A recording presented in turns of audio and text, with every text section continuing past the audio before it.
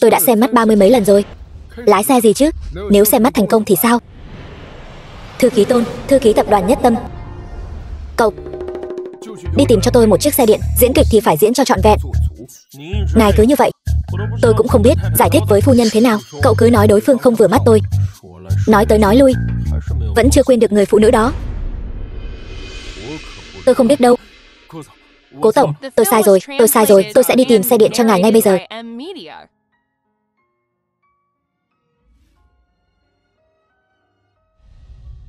Cô rốt cuộc đang ở đâu?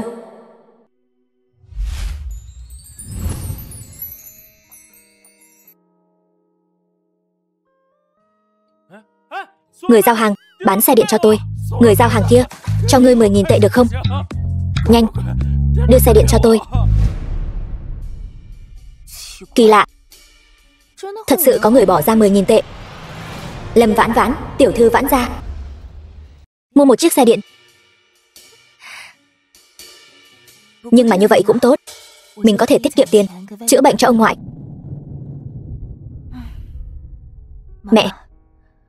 Mẹ yên tâm. Con nhất định sẽ chăm sóc ông ngoại thật tốt.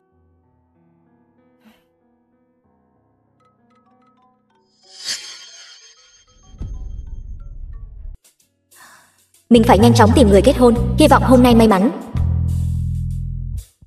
Xin chào, có phải Lâm tiểu thư không? Tôi xin tự giới thiệu. Tôi tên là Tư Thông. Lương tháng 2.000. Không xe không nhà. Mỗi tháng đưa cô 300 tệ. Vậy tôi đúng là không với tới rồi. Ý người là sao? Ngươi trèo cao nổi sao? Bản thân nghèo rớt mồng tơi cũng đành. Trong nhà còn nuôi một lão già sắp ngủm. Muốn ta đi thay người nuôi của nợ này? Thật là cóc ghẻ mà đòi ăn thịt thiên nga. Biết điều thì cút xéo ngay. Trèo cao không nổi, mà vài năm nữa ngươi cũng là một lão già sắp ngủm thôi. Ngươi là cái thá gì? Sao hả? Như con cóc ghẻ vậy mà vẫn có thể nhìn chúng được hay sao? Nhưng mà hai người đúng là rất xứng đôi đấy. Đám hạ lưu này mãi mãi là hạ lưu. Đúng vậy, chúng ta đám hạ lưu xứng với đám hạ lưu. Mời ngươi. Cút nhanh đi. Con điên này dám ở đây tạt nước ta. Không muốn sống ở Vạn Thành nữa sao? Đây là những gì ngươi nợ anh ta. Ta thay ngươi trả rồi. Không cần cảm ơn. Cao gia chúng ta ở Vạn Thành cũng coi như có chút địa vị. Hai người hôm nay đắc tội ta rồi. Chúng ta cứ chờ xem.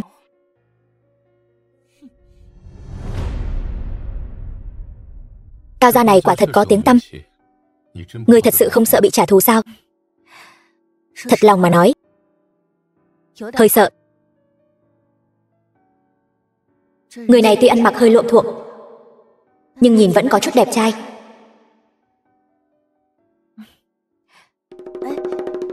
Anh cũng đến đây xem mắt sao? Có muốn cân nhắc tôi không? Cô không đùa đấy chứ? Tôi chỉ là người giao đồ ăn thôi. Giao đồ ăn thì sao? Anh cứ nói có đồng ý hay không đi. Là cô ấy sao? Ánh mắt này thật sự rất giống. Này, tôi là con gái, đã chủ động thế này rồi, anh cũng nên nói gì đó chứ. Cho dù là từ chối cũng được. Được, tôi đồng ý. Thật sao? Tốt quá. Nhưng mà chúng ta phải nói rõ nhé. Tôi tìm là chồng hợp đồng. Nửa năm sau phải giải ước. Nửa năm chắc là đủ rồi. Đợi kiếm đủ tiền, chữa khỏi bệnh cho ông ngoại là có thể rời khỏi Lâm gia rồi. Chào anh, tôi tên là Lâm Vãn Vãn. Cố Thanh.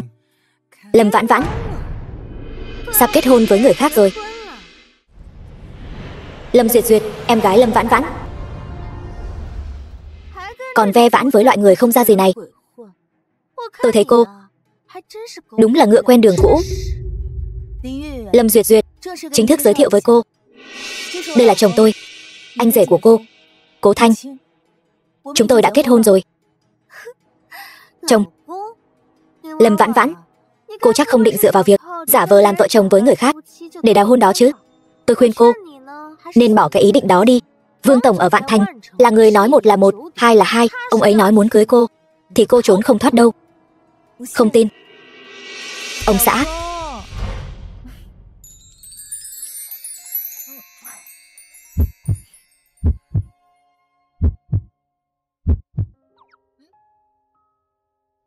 Người đàn bà này còn thật sự đi tìm người kết hôn rồi. Lúc đó Vương Tổng trách tội xuống. 50 triệu sắp tới tay chẳng phải bay mất rồi sao? Không được, nhất định phải gả cho Vương Tổng. Lâm Vãn Vãn, nhà đã tìm cho cô một mối hôn sự tốt như vậy, cô không đi mà lại ở cùng với tên giao hàng này.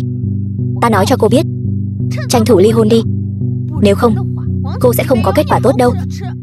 Tôi không thể nào ly hôn được. Cô với mẹ cô làm trái lương tâm kiếm tiền, Vương Tổng tốt như vậy, tự cô đi mà gả. Đồ con hoang này. Không thể nói như vậy được. Vợ tôi trời sinh đã đẹp, là vì gen tốt. Còn cô là em gái ruột của cô ấy, sao lại trông xấu xí thế kia? May mà không di truyền gen của nhà các cô, nếu không thì phiền phức lắm.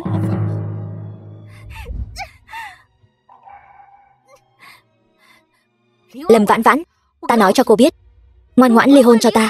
Đừng có rượu mời không uống, muốn uống rượu phạt.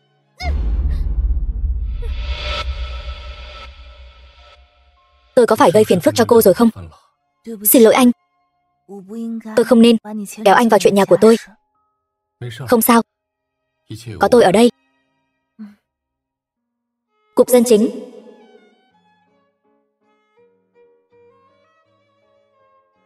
Không vấn đề gì. Ít nhất trong nửa năm tôi cũng không cần bị giục cưới nữa. Nhưng mà nhà cô muốn cô kết hôn thương mại, như vậy cô có thể trốn được sao? Nửa năm cũng đủ để mình điều tra rõ cô ấy có phải là người đó hay không. Đó là đương nhiên. Tôi đã kết hôn rồi, cũng không thể nào ép tôi tái hôn chứ. Xin chào, tôi tên là Lâm Vãn Vãn. Quãng đời còn lại xin hãy chỉ giáo nhiều hơn. Tôi tên là Cố Thanh. Tân nương tử, xin chào. Chúng ta về nhà thôi. Giao hàng kiếm nhiều tiền vậy sao? Chung cư Cố Thanh Trạc. Vãn Vãn, giúp tôi lấy bộ đồ ngủ với.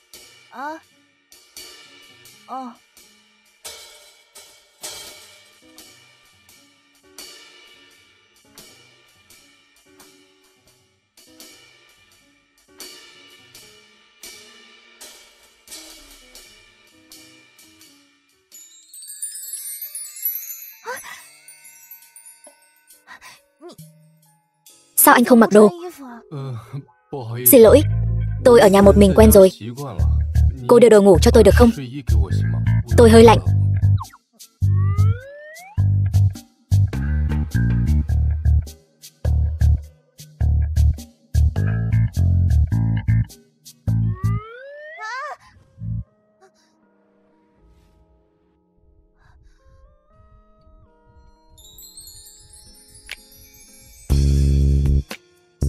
Cẩn thận đấy.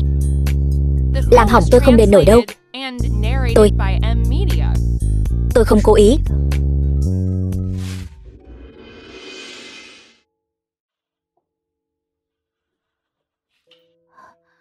Wow, Vãn Vãn, tất cả những bức này đều là do em vẽ sao? Trông em có vẻ rất có năng khiếu đấy. Dĩ nhiên rồi. Hồi nhỏ, mẹ em dạy em vẽ, bản thân em cũng thích. Lúc rảnh rỗi thì vẽ chơi. Anh hiểu mấy thứ này sao? Tôi chỉ thấy nó đẹp thôi. Tôi thấy em có thể làm nhà thiết kế được đấy. Anh lại trêu em nữa rồi. Tôi nói thật mà. Hôm trước tôi còn thấy trong vòng bạn bè, tập đoàn Nhất Tâm đang tuyển nhà thiết kế đấy. Hay là em thử đi. Tập đoàn Nhất Tâm, công ty lớn như vậy, làm sao họ có thể nhận em chứ? Em còn chưa tốt nghiệp đại học nữa mà. Thì cứ thử xem sao. Biết đâu được, chúng ta đánh cược đi. Nếu không được, tôi mời em đi ăn ngon. Nói lời giữ lời đấy.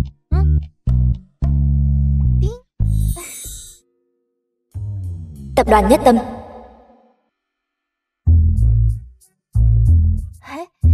Là anh sao? Cô quen thư ký. Không ngờ cô lại đến công ty chúng tôi phỏng vấn. Tôi chỉ là một nhân viên nhỏ ở phòng nhân sự, phụ trách ghi chép lại quy trình phỏng vấn thôi. Có phải không anh Lý? Đúng vậy. Vậy chúng ta bắt đầu phỏng vấn đi. Cô chưa tốt nghiệp đại học. Là thế này. Anh Lý, tôi nhớ là hôm qua bộ phận chúng ta trong cuộc họp có phải đã đặc biệt nhấn mạnh rằng sau này tuyển người phải xem trọng thực lực, không chú trọng bằng cấp đúng không? Đúng. Tôi đã xem qua các tác phẩm của Lâm Vãn Vãn. Thiết kế rất táo bạo và tân tiến, lại không thiếu những chi tiết tinh tế, mang đến cho tôi cảm giác mãnh hổ người hoa hồng. Rất phù hợp với yêu cầu của công ty chúng tôi đối với nhà thiết kế.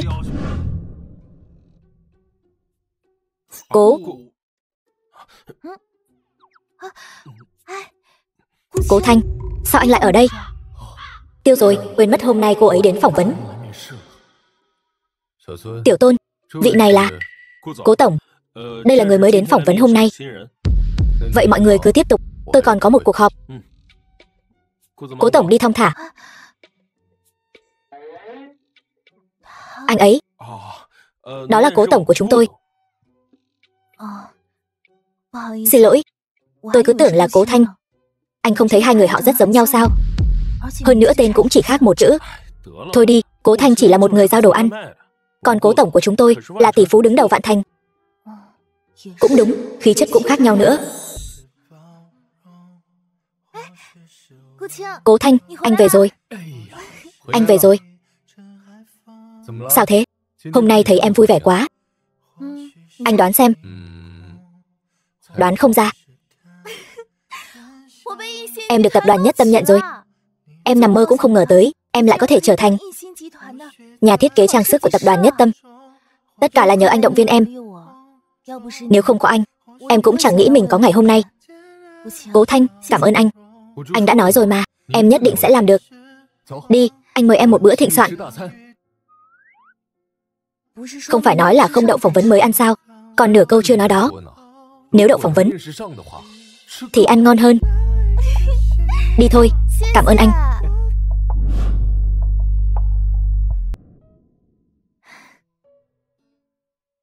Vãn Vãn, lên xe. Cố thiếu gia, tôi đã nói rồi, xe gì mới xứng với cậu. Nhìn cũng đẹp đôi đấy chứ. Không sao. Còn chuyện gì nữa sao? Tôi đã nói rồi, cứ chờ đấy. Tôi chưa đồng ý cho các người đi đâu.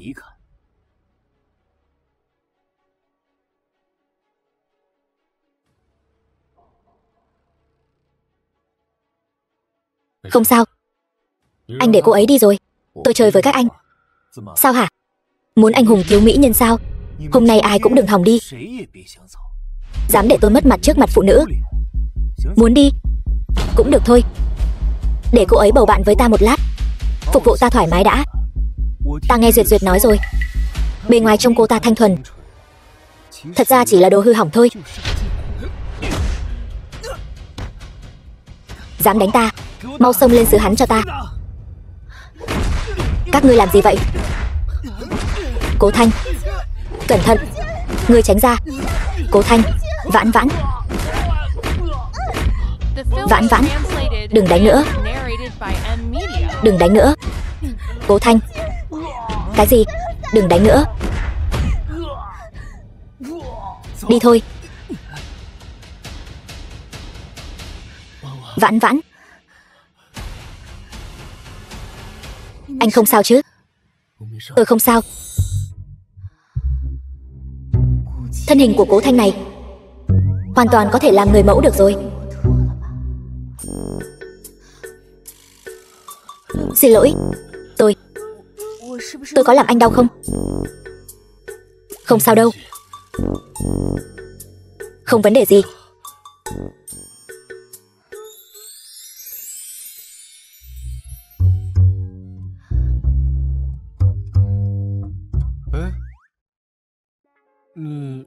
Sao mặt cô đỏ thế?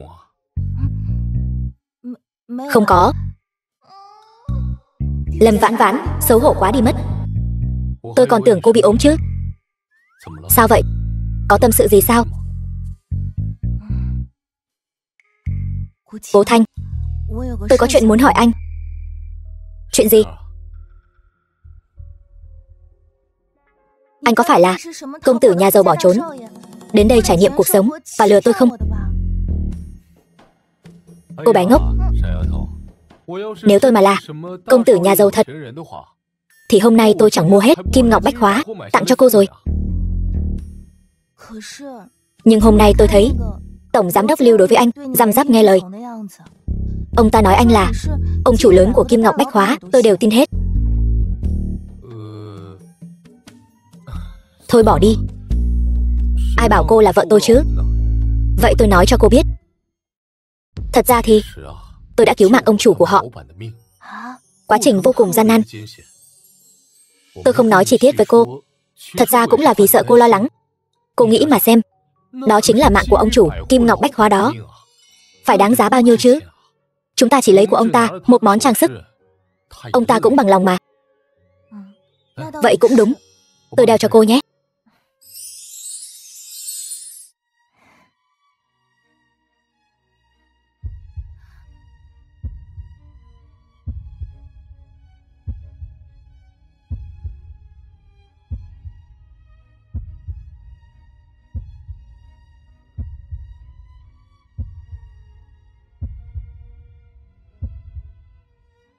Thích không? Thích lắm. Cảm ơn anh, Cố Thanh. Vừa rồi thật ngại quá, tôi đã hiểu lầm anh. Tôi còn tưởng anh làm chuyện gì phạm pháp nữa chứ. Đáng yêu thật, dễ dụ thật. Phòng thiết kế tập đoàn Nhất Tâm, nghe nói gì chưa? Công ty chúng ta sắp có người mới. Nghe nói chỉ có bằng cấp 3. Cấp 3? Bảo vệ dưới lầu chúng ta còn có mấy người thạc sĩ kia. Bằng cấp 3, vậy mà lại vào được phòng thiết kế của chúng ta. Chắc chắn là đi cửa sau rồi. Mọi người yên lặng nào. Giới thiệu một chút, vị này là nhân viên mới, Lâm Vãn Vãn. Mau nhìn xem, cái vòng cổ trên cổ cô ta có phải là mẫu mà Cố Tổng Thanh thiết kế không? Hình như là vậy. Cái vòng cổ đó không phải 5 triệu sao? Cô ta trẻ măng như vậy, lấy đâu ra nhiều tiền thế? Cái này còn phải hỏi sao? Được bao nuôi chứ sao? Người so với người tức quá đi mà. Mục tiêu cả đời chúng ta vất vả phấn đấu, người ta ngủ một giấc là có rồi. Lý tỷ, Lâm chủ quản, đây là nhân viên mới, tạm thời giao cho cô quản lý. Lâm Vãn Vãn, Lâm Duyệt Duyệt. Cô ta lại có thể làm chủ quản thiết kế sao? Rõ ràng hồi nhỏ rất ghét vẽ vời mà. Hai người quen nhau sao? Vậy tôi yên tâm rồi. Hai người đi đi.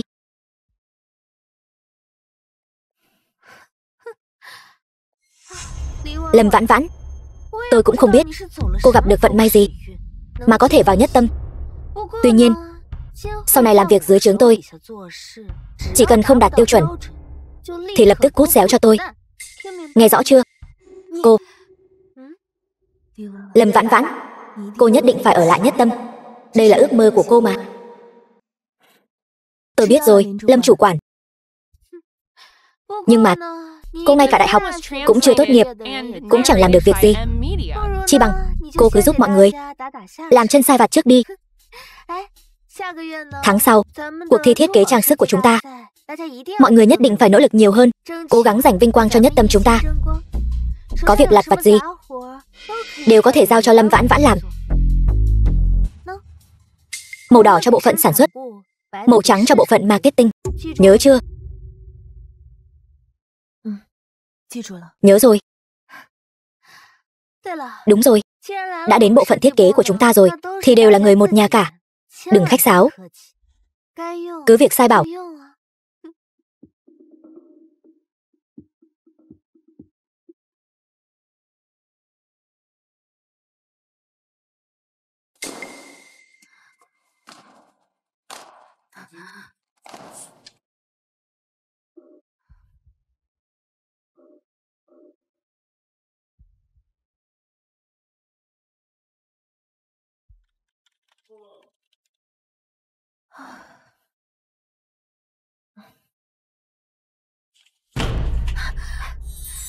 Lâm Vãn Vãn, chuyện còn con này mà cô cũng làm sai được, cô còn làm ăn được gì nữa? Tôi đã nói với cô rồi mà. Màu đỏ cho bộ phận marketing, màu trắng cho bộ phận sản xuất. Vậy mà cô cũng đưa nhầm được. Lâm Duyệt Duyệt, cô. Lâm chủ quản, cô lúc trước nói là màu đỏ đưa cho bộ phận sản xuất, màu trắng đưa cho bộ phận marketing. Tài liệu này là phải đưa hàng ngày đấy. Cả văn phòng đều biết, tôi làm sao mà nhầm được. Nếu không phải vì tôi không yên tâm nên đi xem lại. Cô biết lần này công ty bị thiệt hại bao nhiêu không? Đúng vậy, vị đồng nghiệp mới này.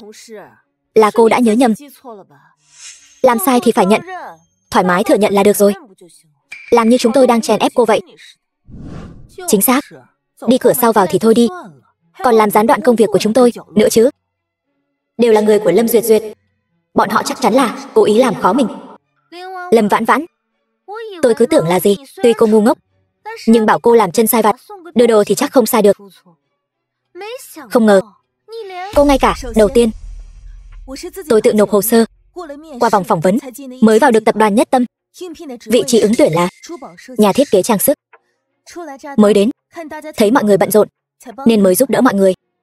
Thứ hai, tôi chắc chắn mình không nhớ nhầm. Không tin có thể xem camera. Cô cũng gan đấy. Một người đại học còn chưa tốt nghiệp thì cô lấy gì mà thiết kế? Đây chẳng phải là lãng phí trang sức, phung phí của trời sao? Tôi có khả năng thiết kế hay không, đương nhiên phải xem đồng nghiệp phụ trách tuyển dụng quyết định. Còn thiết kế của mọi người, nói thật thì cũng khá bình thường. Nói hay như vậy, sao cô không lấy tác phẩm của mình ra cho mọi người xem thử? Được thôi, tôi sẽ tải xuống ngay bây giờ cho mọi người xem.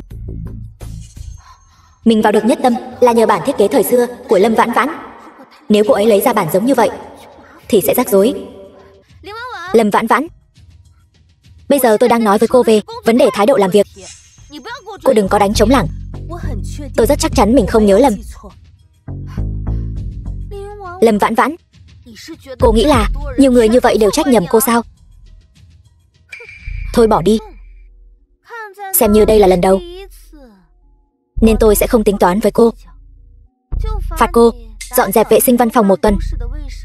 Nếu còn có lần sau thì viết đơn thôi việc rồi cút xéo cho tôi. Vẫn nên nghĩ cách ở lại đã. Ông ngoại phẫu thuật xong, hồi phục sức khỏe cũng cần rất nhiều tiền. Mình không thể mất việc này được. Xin lỗi Lâm chủ quản và mọi người. Vừa rồi đúng là thái độ của tôi không tốt. Sau này tôi sẽ khiêm tốn tiếp thu sự chỉ dạy của mọi người. Vậy mới đúng chứ. Làm việc cho tốt. Nếu văn phòng chúng ta đạt được giải thưởng vệ sinh nào đó, chẳng hạn, biết đâu tôi còn cho cô làm phụ tá cho nhà thiết kế của tôi. Tôi biết rồi, cảm ơn đã cho tôi cơ hội.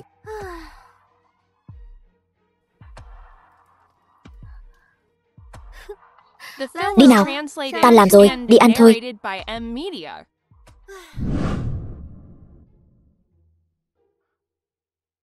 Lão đại, hôm nay là ngày đầu tiên phu nhân đi làm. Anh không đến xem sao?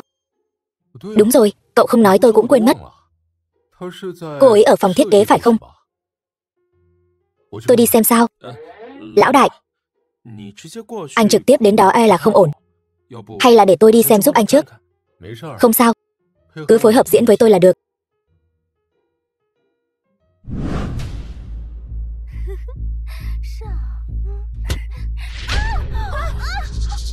Lâm chủ quản, cô không sao chứ? Có bị thương không? Lâm Vãn Vãn, con nhỏ này, tôi... Hỗn láo. Cố tổng, xin lỗi. Thư ký Tôn, bạo lực với nhân viên trong công ty thường xử lý thế nào? Cố tổng đến rồi. Lần trước gặp cũng là ở tiệc tất niên năm ngoái. Cố tổng làm sao mà đẹp trai thế nhỉ? Đừng nói nữa. Lâm chủ quản còn chưa biết bị phạt thế nào đâu. Cố tổng, Lâm Duyệt Duyệt ở công ty đánh đồng nghiệp. Theo quy định của công ty nên bị sa thải ngay lập tức, vĩnh viễn không tuyển dụng. Ngoài ra, nhân viên bị hại và công ty có quyền truy cứu trách nhiệm pháp lý. Cố tổng, ngài hiểu lầm rồi. Chúng tôi là chị em ruột, chỉ đùa giỡn thôi. Lâm Vãn Vãn, cô ta đùa giỡn với cô sao? Sao lại giống Cố Thanh thế nhỉ? Lâm Vãn Vãn, Cố tổng hỏi cô đó. Cô ta đang đùa với cô sao? Lâm Duyệt Duyệt có thể vào Nhất Tâm chắc chắn là có người chống lưng. Bây giờ dù có vạch trần cô ta, cũng chưa chắc đuổi được cô ta đi. Sau này còn trả thù mình gấp bội nữa. Thôi bỏ đi. Đúng vậy, Cố tổng. Cô ấy là em gái tôi. Cảm ơn Cố tổng đã quan tâm. Nếu tôi đoán không nhầm, cô đến đây để làm thiết kế. Nhân tài mà công ty tuyển dụng lại bị cô dùng như vậy. Cô thích giữ vệ sinh thế thì chuyển sang bộ phận hậu cần đi. Không, Cố tổng, xin lỗi. Là lỗi của tôi.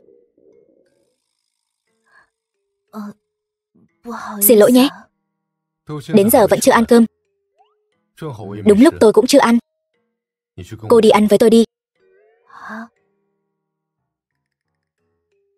Còn không mau đi theo.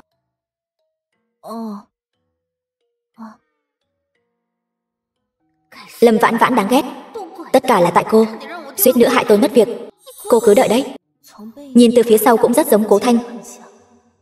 Tuy khí chất khác nhau. Thôi kệ đi, thử xem sao.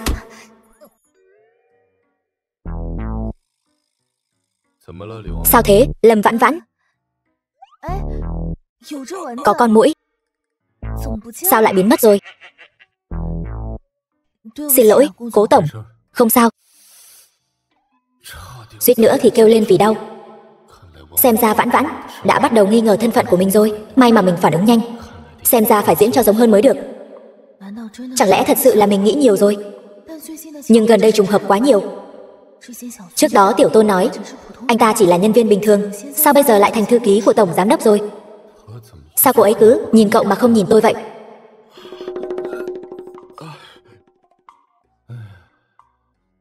Đồ vô dụng. Không trông cậy vào cậu được. Sao thế? Quen thư ký Tôn sao? Chúng tôi đã gặp nhau trong buổi phỏng vấn trước đây. Anh ấy còn quen biết cả chồng tôi nữa. Trùng hợp vậy sao? Thư ký Tôn này thời gian trước biểu hiện không được tốt lắm, bị tôi điều xuống cơ sở để rèn luyện. Mấy hôm nay mới gọi về. Hai người rất thân thiết sao? Cố tổng, là thế này. Lâm tiểu thư chính là người trước đây bị Vương tổng ép hôn đó.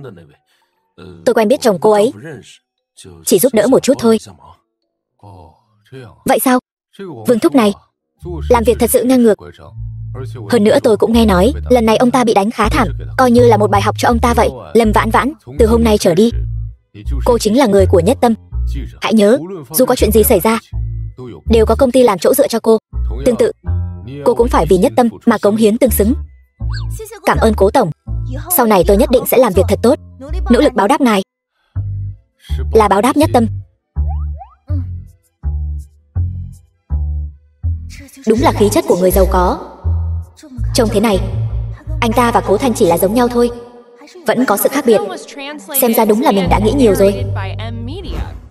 Tập đoàn Nhất Tâm. Cảm ơn Cố tổng, cơm công ty mình ngon thật đấy. Vậy tôi đi làm việc trước đây. Đợi đã.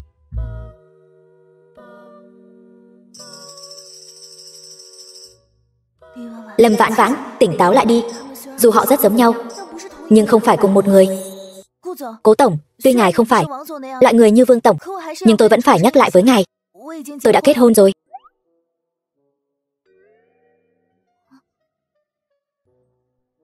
Hình như có cái gì dính trên răng cô. Tiêu rồi. Mất mặt quá. Lại trời, có thể cho con một cái khe đất để nhảy xuống không? Được rồi, làm việc tiếp đi. Vâng, Cố tổng. Cẩn thận.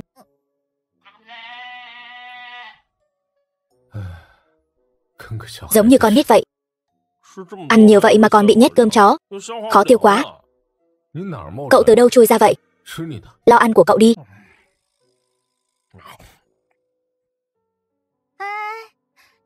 Nào, mọi người hãy dừng công việc lại một chút. Hôm nay là ngày đầu tiên Lâm Vãn Vãn đến. Chúng ta theo lệ cũ, tối nay liên hoan. Địa điểm chọn là khách sạn Sơn Hải. Khách sạn Sơn Hải. Đó chẳng phải là khách sạn 5 sao sao? Không phải cô trả tiền thì sợ gì? Tôi thấy Lâm chủ quản muốn dằn mặt Lâm Vãn Vãn đấy. Nhưng mà nhìn sợi dây chuyền 5 triệu của cô ấy, chắc là không thiếu tiền đâu. Chúng ta cứ chặt chém cô ta một bữa ra trò.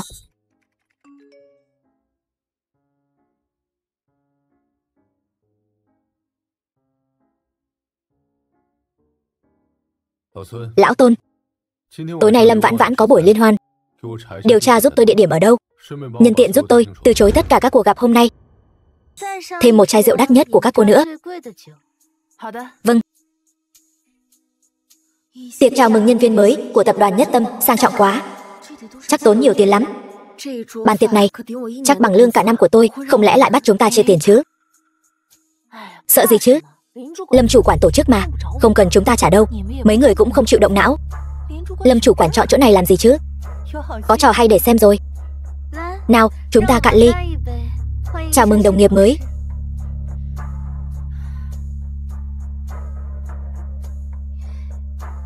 Cảm ơn mọi người. Sau này xin giúp đỡ nhiều hơn.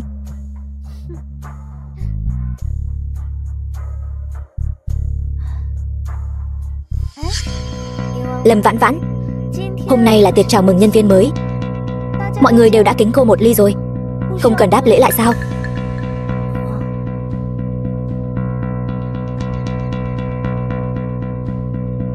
Vậy tôi kính mọi người một ly. Khoan đã, cô kính ai vậy? Đúng vậy. Làm gì có ai qua loa như cô chứ? Cái này rõ ràng là không coi chúng tôi ra gì mà.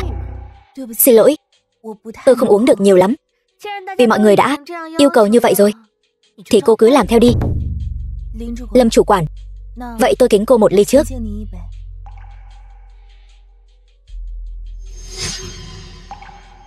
Lâm chủ quản, khác với chúng tôi đấy. Cô phải kính cô ấy 3 ly. Đúng vậy. Uống đi.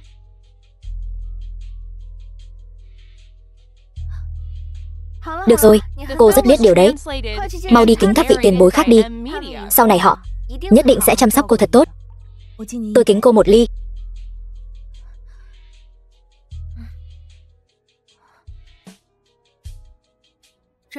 Chào cô, tối nay tiêu hết tổng cộng là 38 vạn 8. Cộng thêm phí phục vụ tổng cộng là 40 vạn chẵn. Cho hỏi thanh toán thế nào? Ai mời thì cô tìm người đó. Tôi mời. Hôm nay là tiệc chào mừng nhân viên mới. Cô là người mới, không phải nên mời các vị tiền bối một bữa sao? Không phải là công ty hoặc phòng ban chi trả sao? Công ty chi? Cô đã làm gì cho công ty mà công ty phải bỏ ra nhiều tiền như vậy cho cô? Hôm nay tôi đang giúp cô lấy lòng người ta đấy. Qua vài hôm nữa, cuộc thi thiết kế trang sức sắp bắt đầu rồi. Đáng lẽ ra cô không có tư cách tham gia. Hôm nay cô hãy mời mọi người một bữa thịnh soạn. Mọi người ăn vui vẻ thì 3 người họ còn có thể dẫn dắt cô. Lâm chủ quản, cô làm vậy chẳng phải là làm khó chúng tôi. Cô ta còn chưa tốt nghiệp đại học thì dẫn dắt kiểu gì? Tôi không thể dẫn dắt được đâu. Lâm chủ quản đã lên tiếng rồi. Chúng ta nên giúp thì vẫn phải giúp. Hơn nữa, người ta Lâm Vãn Vãn mời chúng ta ăn một bữa đắt đỏ như vậy, chúng ta cũng phải đáp lại chứ. Đúng vậy. Nhưng mà Lâm Vãn Vãn, chắc cô không định quỵt nợ đấy chứ. Nhưng mà tôi thấy cô cũng không giống người nghèo. Xét cho cùng thì một sợi dây chuyền của cô cũng tới 5 triệu đấy. Cái gì? Lâm Vãn Vãn này lại có trang sức đắt đỏ như vậy sao? Lần trước mình hỏi cô ta có phải gian díu với Cố Thanh Trạc không, cô ta lại còn giả vờ lừa mình là không quen biết. Lâm Vãn Vãn, cô không thành thật với tôi thì đừng trách tôi không coi cô là bạn nữa. Vãn Vãn, tình hình kinh tế của cô thế nào? Tôi là người rõ nhất. Cô nói là cô mời cơm, sao lại dẫn người ta đến đây? Không phải cô định ăn chùa đấy chứ? Ăn chùa là phải đi tù đấy. Mọi người, hay là giúp cô ấy góp tiền đi. Đồng nghiệp cũ của cô đối xử với cô tốt thật đấy, nhưng mà góp thì không thể góp được. Lâm Vãn Vãn dẫn chúng tôi đến đây, không thể nào lại còn muốn chúng tôi giúp cô ta trả tiền chứ.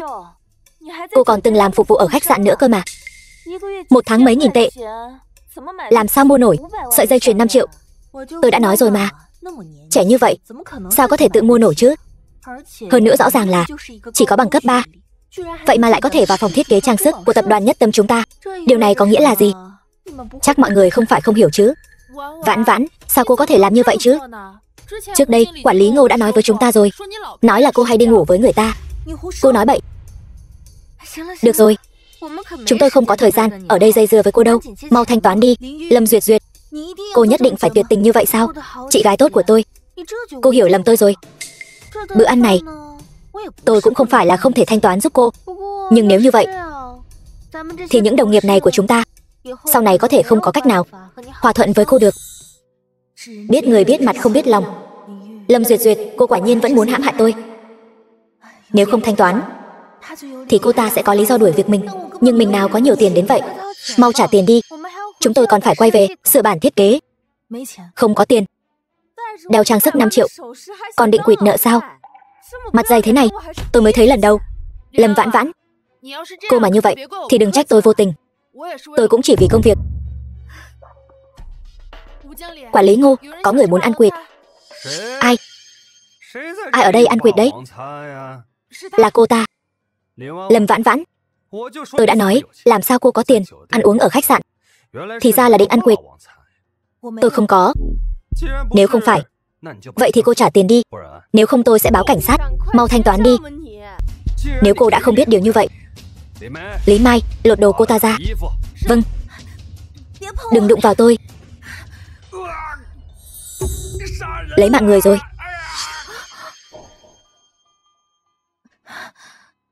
Cố tổng, nhân viên của tập đoàn Nhất Tâm chúng ta từ bao giờ lại để người khác bắt nạt thế này? Cố tổng, không thể. Chúng ta không thể bắt nạt. Cố tổng đánh hay lắm.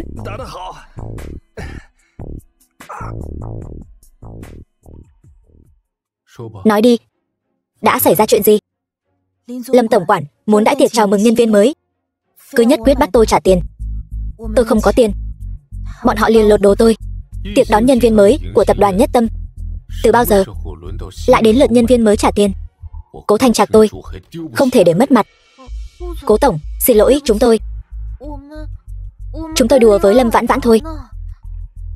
Tất cả là do quản lý Ngô, hắn ta thấy sắc nổi lòng tham. Lâm chủ quản chơi lớn thật đấy. Gọi cả bàn toàn món đắt tiền. Cô nói với tôi là đang đùa giỡn.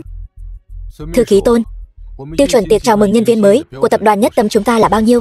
Giới hạn 1 vạn. Phần dư do bộ phận đó tự chịu. Tôi thấy quy định này không hợp lý. Bây giờ lập tức sửa lại. Từ nay về sau, chỉ cần Lâm chủ quản còn làm chủ quản ở phòng thiết kế, tất cả chi phí tiệc chào mừng nhân viên mới đều do cô ta tự gánh vác. Vâng, Cố tổng. Nhưng mà sao hả? Là chủ quản của phòng thiết kế, ngay cả trách nhiệm với cấp dưới cũng không có sao? Hay là cô không thể ở lại tập đoàn Nhất Tâm được nữa? Bữa cơm này tôi có thể mời, nhưng ngày mai cô thu dọn đồ đạc đi rồi rời đi cho tôi. Không Cố tổng, tôi nguyện ý trả. Tốt lắm. Nhưng vừa rồi cô thiếu trách nhiệm gánh vác cho bộ phận cấp dưới. Vậy nên từ ngày mai cô chỉ là nhà thiết kế bình thường của phòng thiết kế. Lý Mai, mau đưa tôi đến bệnh viện. Vâng. Mọi người có phát hiện ra không? Cố tổng ngày thường lạnh lùng, nhưng lại rất quan tâm đến Lâm Vãn Vãn. Đúng vậy. Đã là lần thứ 2 Cố tổng bênh vực cô ấy rồi. Chẳng lẽ bọn họ... Không thể nào. Lâm Vãn Vãn, làm sao Cố tổng có thể để ý đến cô ta? Cô ta chỉ xứng với tên chồng giao hàng của cô ta thôi. Chỉ có mình mới xứng với Cố Thanh Trạc. Cô ở đâu vậy? Để tôi đưa cô về nhé. Tôi không say. Cố tổng, cảm ơn anh lại giúp tôi. Nhưng tôi đã có chồng rồi. Tôi nói cho anh biết, tốt nhất là tự lo liệu đi.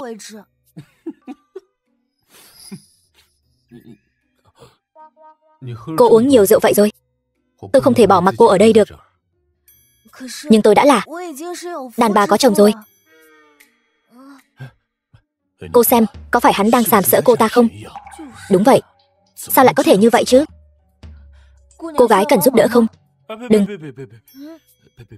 Đừng báo cảnh sát. 2 người họ là vợ chồng. Thật hay giả vậy? Tôi thấy trên mạng loại lừa đảo này nói là người thân, thực ra là kẻ buôn người. Tất nhiên là thật rồi. Đây là danh thiếp của tôi. Có chuyện gì thì tìm tôi. Anh đừng chạm vào tôi. Tôi nói cho anh biết, chồng tôi rất lợi hại đấy. Cẩn thận anh ta đánh anh đó. Tôi gọi điện cho chồng tôi một cuộc, là anh ấy đến ngay. Tôi tất nhiên là tin rồi. Cô không gọi, tôi cũng ở đây. Không ổn, phải mau để chế độ yên lặng. Tôi không phải đã nói rồi sao? Chuyện triển lãm, hôm sau hãy nói.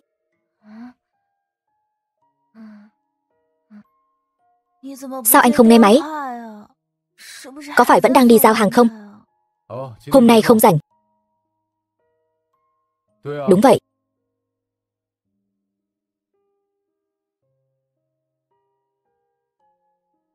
Alo, vợ yêu.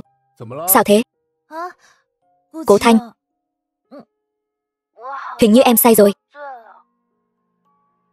Nhưng hình như em không say.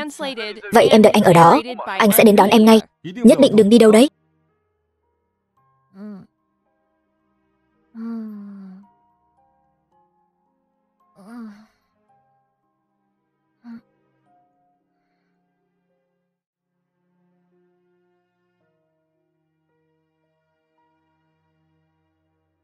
Tài xế đi thôi.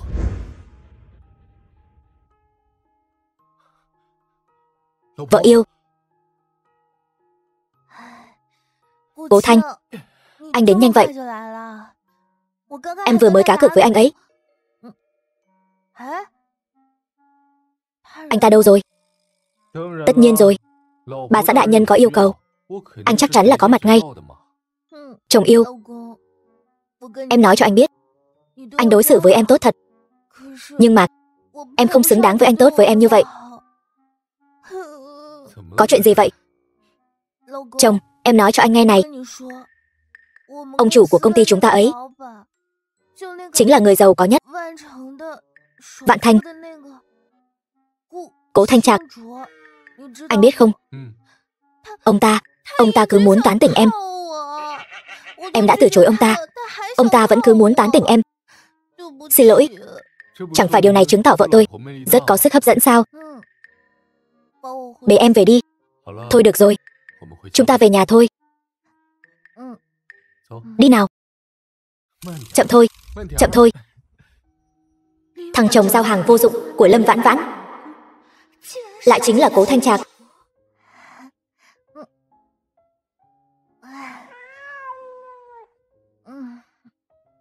Cố Thanh, anh lại đây. Em nói cho anh một bí mật. Em nói đi. Anh nằm cạnh em đi. Anh ở xa thế này, làm sao em nói được?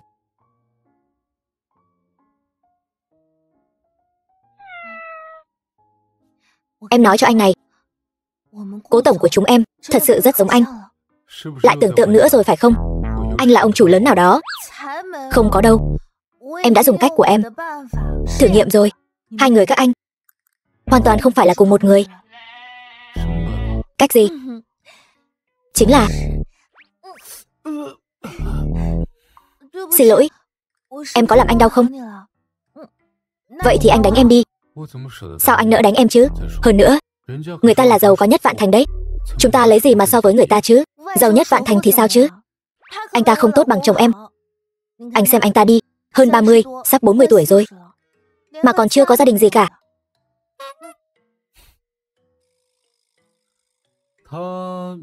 Thật ra, anh ấy mới 28 tuổi. Chồng, anh còn nhớ anh ta có một người chú không? Chính là cái ông Vương tổng biến thái đó. Anh nói xem, anh ta với chú của anh ta quan hệ thân thiết như vậy, liệu anh ta có thói quen biến thái nào không? Tên họ Vương già khốn nạn này, bản thân hắn biến thái, mà mình cũng bị lây theo mà bị mắng. Lần trước không tống cổ hắn vào tù, thật sự là sai lầm. Thôi bỏ đi. Mặc kệ hắn, cho dù hắn có tốt đến đâu, thì hắn cũng không tốt bằng chồng em.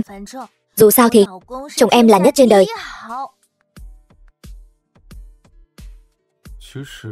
Thật ra, anh ta cũng khá tốt. Ý anh là gì vậy? Anh định đẩy em ra xa phải không? Không phải. Trên thế giới này, em chỉ còn lại anh và ông ngoại là hai người thân thôi. Đừng bỏ rơi em nhé. Vãn Vãn, anh còn thích em không hết đây.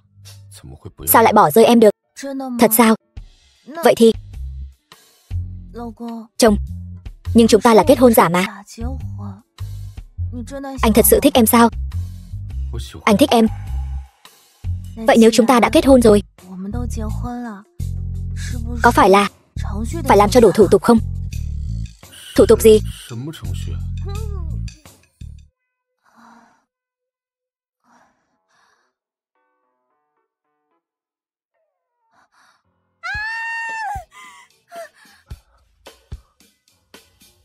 Sao vậy vợ yêu? Anh, ta, hai chúng ta làm sao vậy? Chúng ta, tối hôm qua ta uống say. Anh đưa em về. Rồi, ta chẳng nhớ gì nữa. Em không nhớ. Hình như anh cũng không nhớ. Chàng không được làm tên Sở Khanh đâu đấy. Nói vậy là nhớ ra hết rồi sao? Vậy là chúng ta thật sự. Vậy là em phải chịu trách nhiệm với anh rồi. Chàng không thể cướp lời ta nói chứ. Yên tâm đi, ta sẽ chịu trách nhiệm với nàng. Dù sao thì chúng ta là kết hôn theo hợp đồng. Lại đây. Nhưng ta cũng tuyệt đối không phải loại đàn bà mặc xong quần rồi thì trở mặt. Nên chàng cứ yên tâm, ta cũng sẽ chịu trách nhiệm với chàng. Lâm Vãn Vãn thật sự rất giống nàng ấy. Sau tối qua, ta gần như có thể chắc chắn, nhưng vẫn còn thiếu một chút gì đó. Nhưng dù Vãn Vãn không phải người phụ nữ đó, hình như ta cũng đã thích nàng rồi. Ta đi làm đây. Chàng cũng mau đi làm đi. Được.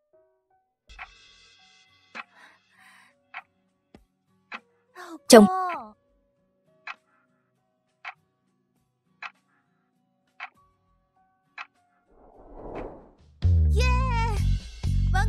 Xong việc rồi.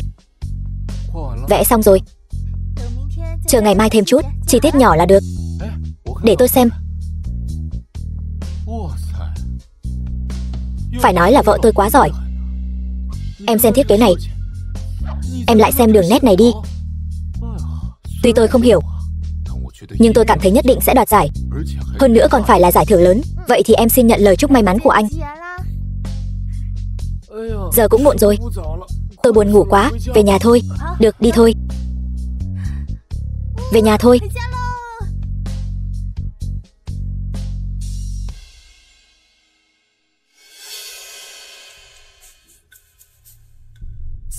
Thanh tỷ, bài dự thi lần này có chuyện gì? Cô tự xem đi.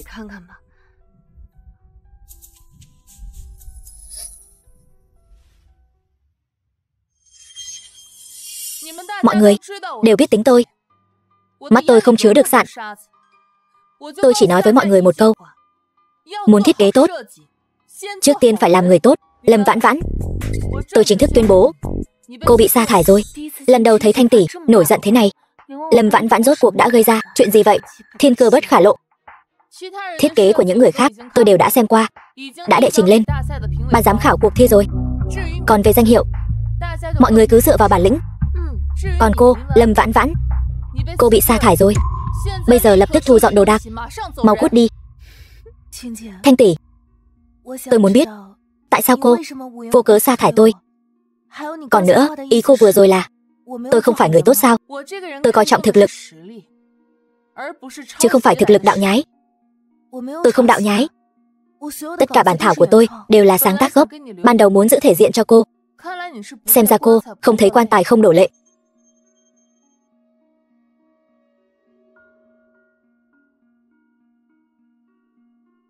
Phương án thiết kế của cô và Lâm Duyệt Duyệt giống hệt nhau.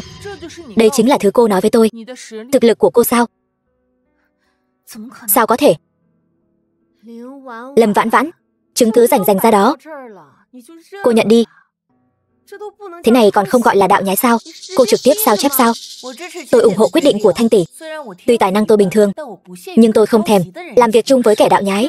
Lâm Vãn Vãn, cô giỏi thật đấy. Tôi luôn coi cô như chị gái, nên khi làm bản thiết kế đều không đề phòng cô. Giờ thì hay rồi. Cô không chỉ không thể ở lại Nhất Tâm, mà ngay cả nghề thiết kế cũng vĩnh viễn không làm được nữa. Không đúng, tôi không đạo nhái. Cô còn dám cãi? Lâm Duyệt Duyệt là do tôi một tay dẫn dắt. Tác phẩm của cô ấy tôi đều đã xem qua. Ngay cả tác phẩm thời đại học của cô ấy tôi cũng biết một chút. Có thể nói phong cách rất rõ ràng. Tác phẩm này cũng là phong cách của cô ấy. Chẳng lẽ cô còn muốn nghi ngờ tôi? Nhưng mà Lâm Vãn Vãn, tôi khuyên cô nên tự biết thân biết phận, ngoan ngoãn cút khỏi Nhất Tâm. Nếu không, với hành vi đạo nhái này, tôi có thể lập tức khởi kiện. Thanh tỷ, tôi xin được xem tất cả bản thiết kế của Lâm Duyệt Duyệt. Lâm Vãn Vãn, chuyện đã đến nước này, cô còn muốn làm gì? Được rồi, nếu ngươi không ngại mất mặt, vậy ta sẽ đáp ứng yêu cầu của ngươi. Thanh tỷ, nhưng mà đưa cho cô ta.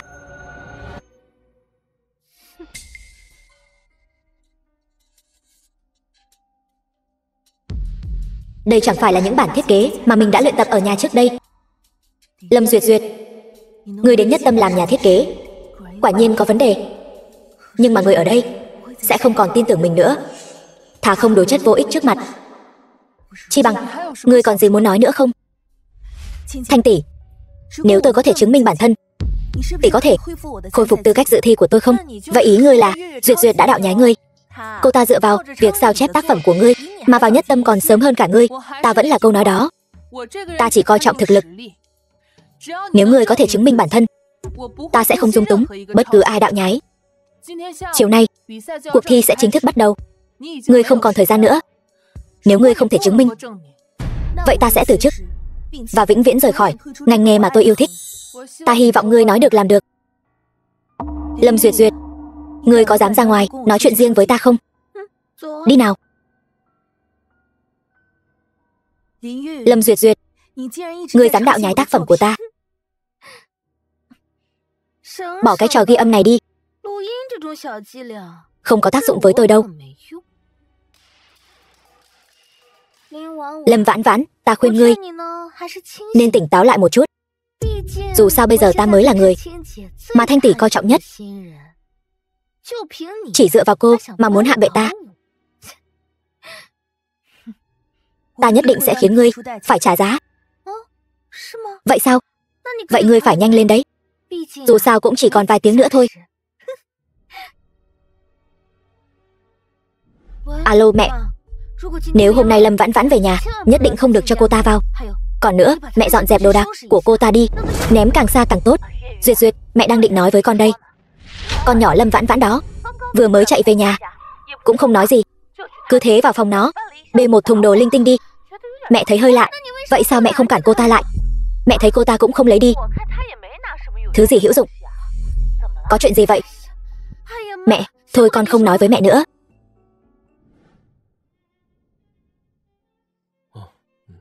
Cố tổng, sao cậu lại rảnh rỗi đến xem cuộc thi vậy? Chị đừng trêu em nữa. Chào cố giám đốc điều hành. Cậu đang tìm gì vậy? Lâm Vãn Vãn đâu?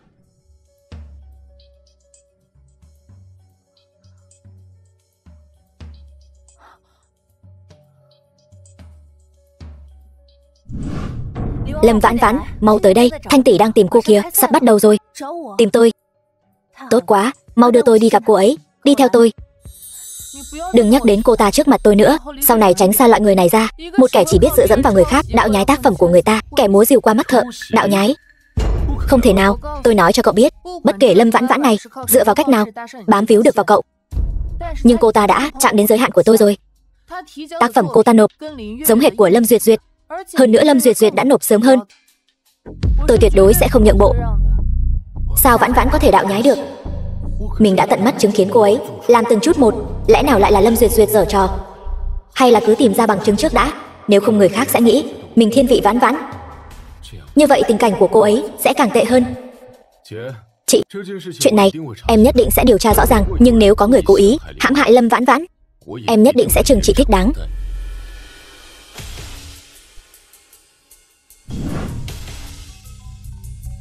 Alo, cố tổng. Vãn Vãn, em đang ở đâu vậy? Sao tôi không thấy em đâu cả? Anh cũng đến xem em thi đấu sao? Tôi gặp chút chuyện ngoài ý muốn, tôi đến ngay đây. Vãn Vãn, Vãn Vãn, Vãn Vãn. Tiểu Trương, Tiểu Trương, Tiểu Trương, cô làm gì thế? Tiểu Trương, Tiểu Trương, cô mở cửa đi. Tôi thực sự không kịp nữa rồi, Tiểu Trương.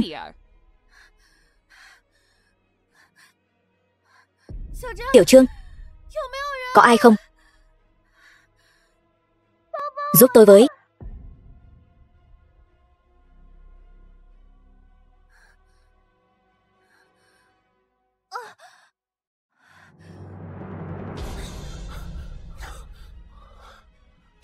Cố tổng, camera giám sát cho thấy nơi Lâm Vãn Vãn xuất hiện cuối cùng là ở đây. Tuy nhiên, camera phía sau bị hỏng, không thấy được vị trí cụ thể. Cậu đi hướng đó, hai người đi hướng đó.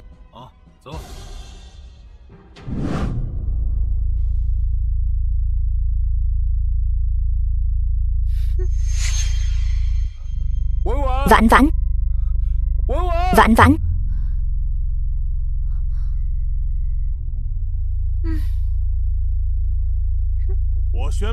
Tôi tuyên bố người chiến thắng cuộc thi thiết kế trang sức lần này là Lâm Duyệt Duyệt tiểu thư. Mời lên nhận giải.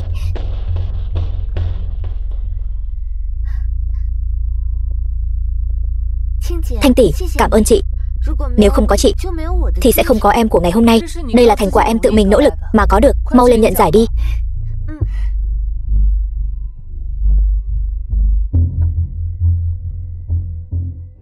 Khoan đã, tôi có bằng chứng chứng minh Lâm Duyệt Duyệt đạo nhái.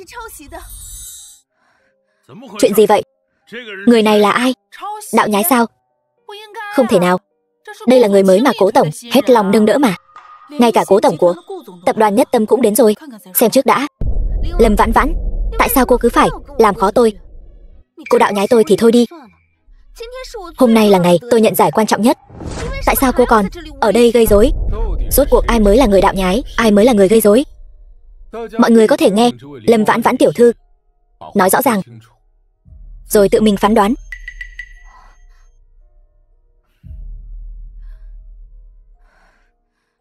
Thanh tỷ, lời chị nói hôm nay vẫn giữ lời chứ? Chị đã nói chỉ cần em chứng minh được mình không đạo nhái, chị sẽ công bằng và khách quan chứng minh cho tôi và trừng trị kẻ đạo nhái. Đương nhiên, điều kiện tiên quyết là em có thể chứng minh được mình. Mặc dù kết quả đã có rồi, nhưng cuộc thi lần này tuyệt đối không cho phép đạo nhái.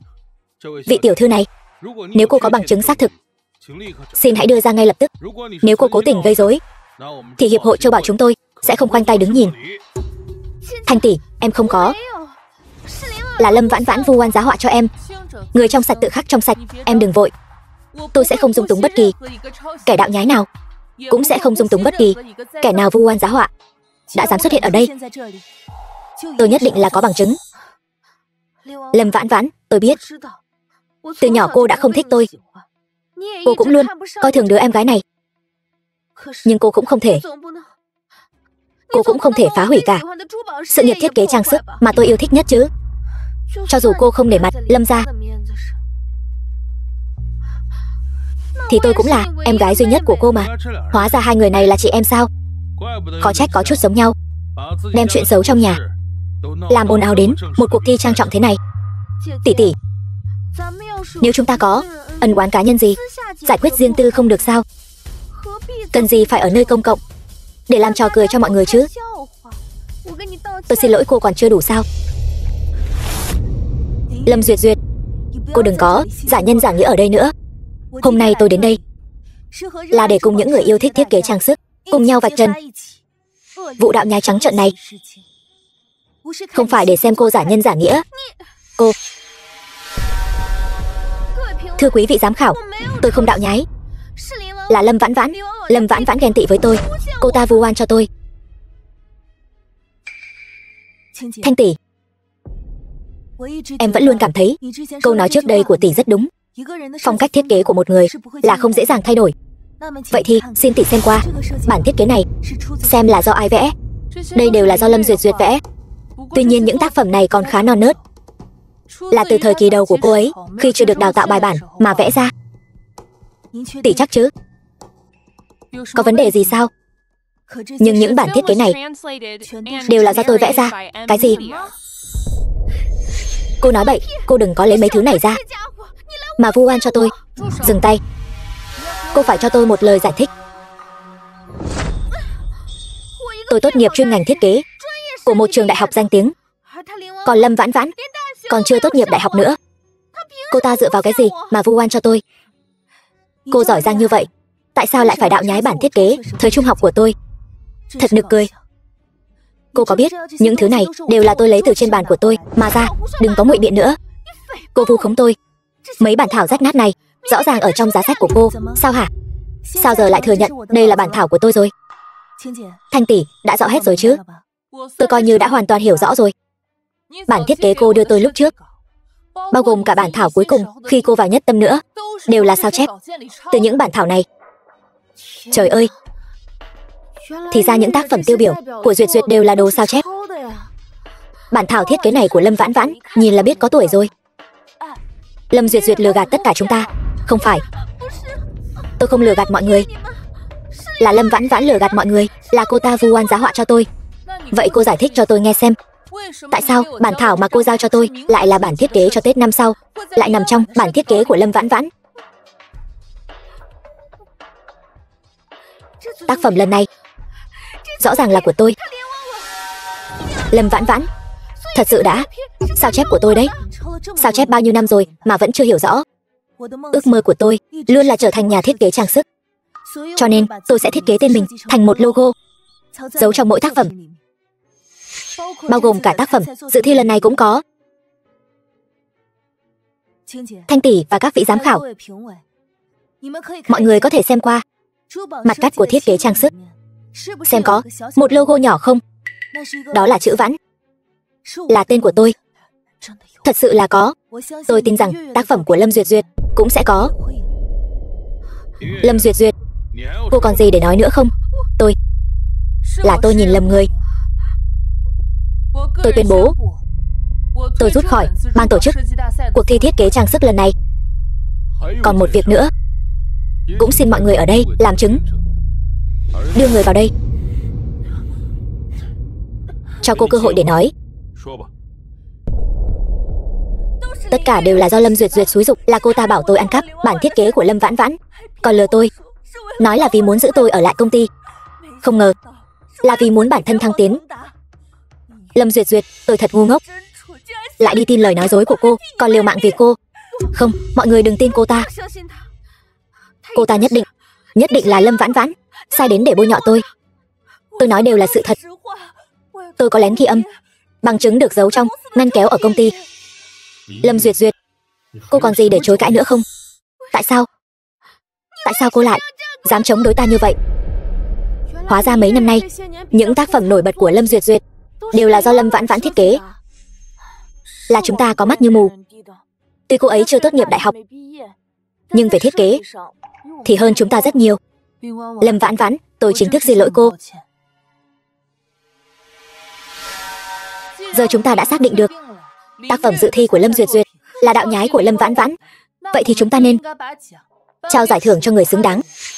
Đúng vậy, quán quân thực sự của cuộc thi lần này chính là Lâm Vãn Vãn.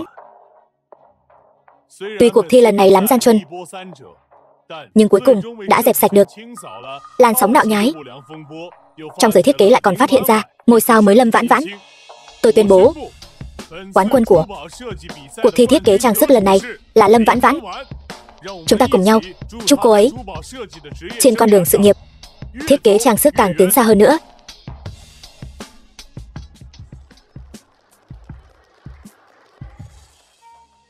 Đi đi, hãy giành lấy những gì thuộc về cô.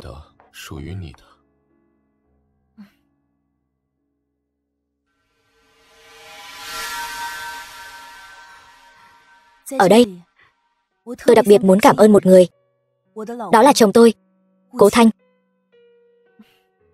Nếu không có anh ấy bên cạnh và ủng hộ thì sẽ không có thành công hôm nay. Thật mong có thể ngay lập tức chia sẻ điều này với anh ấy. Cảm ơn mọi người. Các người căn bản không biết quá khứ của người đàn bà này dơ bẩn đến mức nào. Cô ta vừa trưởng thành lên đại học là đã lăng nhăng với đàn ông, rồi lại lén lút ra ngoài gặp gỡ đàn ông, cuối cùng ở trong nhà vệ sinh sinh ra một đứa bé mất khi còn non. Hôm nay cô ta đứng đây nhận giải thưởng này, thật là nhục nhã. Cuộc thi này của chúng ta rốt cuộc là thi cái gì? Thi bóc phốt sao? Tài năng và đức hạnh? chưa chắc đã tỷ lệ thuận với nhau. Bảo vệ, lôi ra ngoài. Lâm Vãn Vãn, mày hủy hoại cuộc đời tao. Tao cũng sẽ không để mày yên đâu. Giờ tất cả mọi người đều biết mày là loại đàn bà lăng loàn, ai cũng có thể ngủ cùng. Vãn Vãn, không sao chứ? Con trẻ lại xinh xắn thế kia, mà sao lại phóng đãng như vậy? Quả nhiên là con hoang. Đúng là nghiệp chướng, thật mất mặt. Tôi thấy xấu hổ thay cô ta. Cố Thanh, em xin lỗi. Em không cố ý giấu anh. Xin lỗi. Vãn Vãn. Vãn Vãn.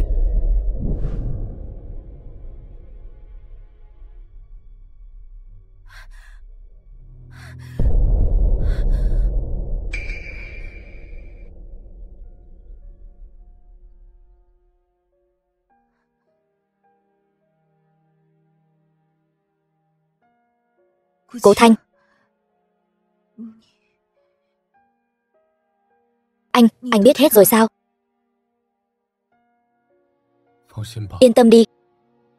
Anh sẽ không tin những lời của người đàn bà điên đó đâu. Nhưng mà những gì cô ta nói đều là sự thật. Ít nhất trong lòng anh, em không phải như vậy. Cho dù chuyện này có xảy ra với em, thì chắc chắn cũng là do những gì em đã trải qua khiến em buộc phải đối mặt. Đúng không? Đừng sợ. Có anh ở đây rồi. Cố Thanh, em vẫn luôn muốn nói với anh. Hôm nay em sẽ kể lại mọi chuyện đã xảy ra cho anh nghe. Nếu anh nghe xong không thể chấp nhận, em bằng lòng ly hôn với anh. Vãn Vãn, nàng là thê tử của ta. Ta sẽ không rời bỏ nàng.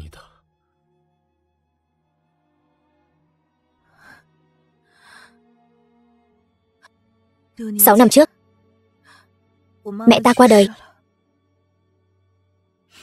Thế nhưng hài cốt mẹ còn chưa lạnh. Cha ta đã giết mẹ kế. Ưng Lệ cùng Lâm Duyệt Duyệt vào cửa. Anh có biết không? Đứa em gái Lâm Duyệt Duyệt này chỉ nhỏ hơn ta nửa tuổi. Cha em đã ngoại tình sớm như vậy rồi sao? Mẹ ta đối xử với ông ấy tốt như vậy. Trước lúc lâm chung vẫn luôn nhớ đến ông ấy, luôn dặn dò ta phải ở bên cạnh ông ấy, bảo ta đừng ngăn cản ông ấy tìm người phụ nữ khác. Nếu mẹ ta ở trên trời có linh thiêng mà biết được chuyện này, không biết bà ấy sẽ đau lòng đến nhường nào. Yên tâm đi, mẹ em tốt như vậy, ở thế giới bên kia nhất định sẽ rất hạnh phúc. Ta cũng sẽ luôn ở bên cạnh em. Ta sẽ không giống như cha em. Từ khi cha ta tái hôn, ta đã trở thành gánh nặng của Lâm gia. Lâm Duyệt Duyệt mới là bảo bối của họ. Lâm Duyệt Duyệt luôn ỷ vào việc được cưng chiều, nên quen thói bắt nạt ta. May mà có Cố Minh ca ca nhà hàng xóm luôn giúp đỡ, chăm sóc ta. Cho đến khi ta thi đỗ vào trường đại học mơ ước, ta mới hoàn toàn rời khỏi Lâm gia. May mà Cố Minh ca ca học cùng trường đại học với ta. Chính vì có Cố Minh ca ca chăm sóc, nên Lâm Duyệt Duyệt luôn bịa đặt chuyện tình cảm giữa ta và huynh ấy. Ta thật sự không để tâm, bởi vì ta nghĩ đã có cuộc sống riêng. Ta có thể dựa vào việc làm thêm và học bổng để nuôi sống bản thân.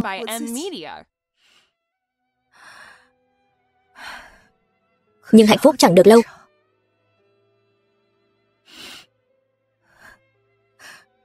Đến bây giờ ta vẫn không biết tại sao bọn họ lại hận ta như vậy. Ở cái tuổi đầy hy vọng nhất của ta, Họ dùng thủ đoạn hèn hạ bỏ thuốc để hủy hoại ta.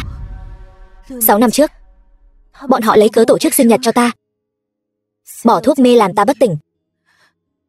Khi ta tỉnh lại, ta đã nằm trên giường khách sạn. 6 năm trước, lúc đó là lúc cha gặp chuyện, là thời điểm mấu chốt ta kế thừa gia nghiệp. Ta cũng vào lúc đó bị người ta ám toán bỏ thuốc, bị dược tính khống chế. Ta đã làm tổn thương một cô gái. Vậy em còn nhớ là khách sạn nào không? Xin lỗi, ta không nhớ. Lúc đó đầu óc ta trống rỗng. Ta chỉ nhớ hình như hắn ta cũng bất đắc dĩ, hình như hắn ta còn khóc nữa. Sau đó Uông Lệ ép ta báo cảnh sát. Ta từ chối. Thứ nhất là không muốn bị lộ ra trước giới truyền thông. Thứ hai, ta cảm thấy hắn cũng là một kẻ đáng thương cũng bất đắc dĩ.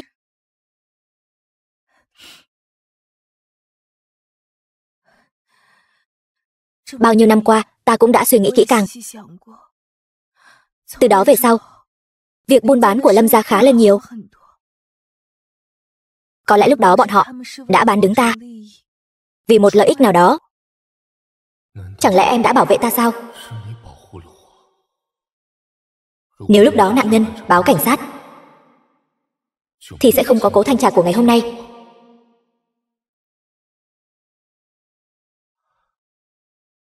Ngoan nào. Ta không quan tâm quá khứ của muội. Ta chỉ quan tâm hiện tại và tương lai. Có thể ở bên muội không? Không. Anh nghe em nói hết đã. Kể từ đó, ta vốn định xem như chuyện chưa từng xảy ra. Nhưng rồi, ta phát hiện mình có thai.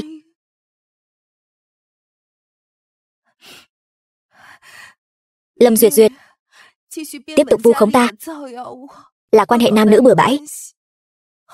Sau đó trường học đuổi học ta.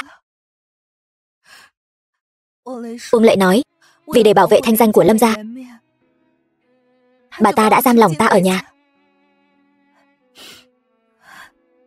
Sau đó, mãi cho đến khi ta đau bụng dữ dội,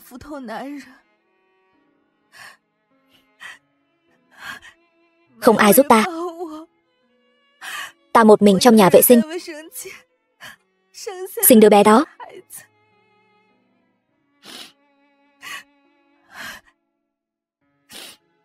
Sau đó vì mất máu quá nhiều, đứa bé đó cũng qua đời. Ta có lỗi với nó. Vậy Lâm Tụ Thất này, chẳng lẽ hắn một chút cũng không quan tâm muội sao?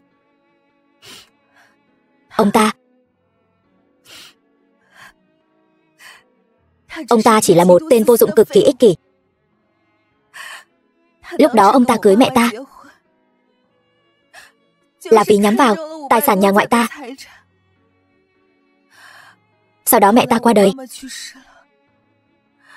hắn liền vội vã tìm đối tượng kế tiếp. Đối với ông ta, ta chỉ là một gánh nặng mà thôi. Tên khốn Lâm Tụ Thất này, ban đầu bọn họ nói ta không biết giữ mình, làm mất mặt Lâm gia. Ta không biết sự thật, chỉ có thể mặc cho bọn họ mắng chửi. Nhưng sau đó, khi ta biết được tất cả những chuyện này đều do bọn họ bày ra, ta mới biết mình ngu ngốc đến nhường nào, ngây thơ đến nhường nào. Ban đầu cứ nghĩ rằng chỉ cần kiên trì là có thể vượt qua những ngày tháng khó khăn đó. Nhưng rồi ông ngoại bị bệnh. Người duy nhất ông ngoại yêu thương chỉ còn lại mình ta. Để chữa bệnh cho ông ngoại, ta đành phải cúi đầu trước Lâm gia. Nhưng ta biết người Lâm gia không đáng tin cậy. Vì vậy ta vẫn luôn cố gắng làm việc. Tuy kiếm được không nhiều, nhưng ta biết vẫn luôn có hy vọng.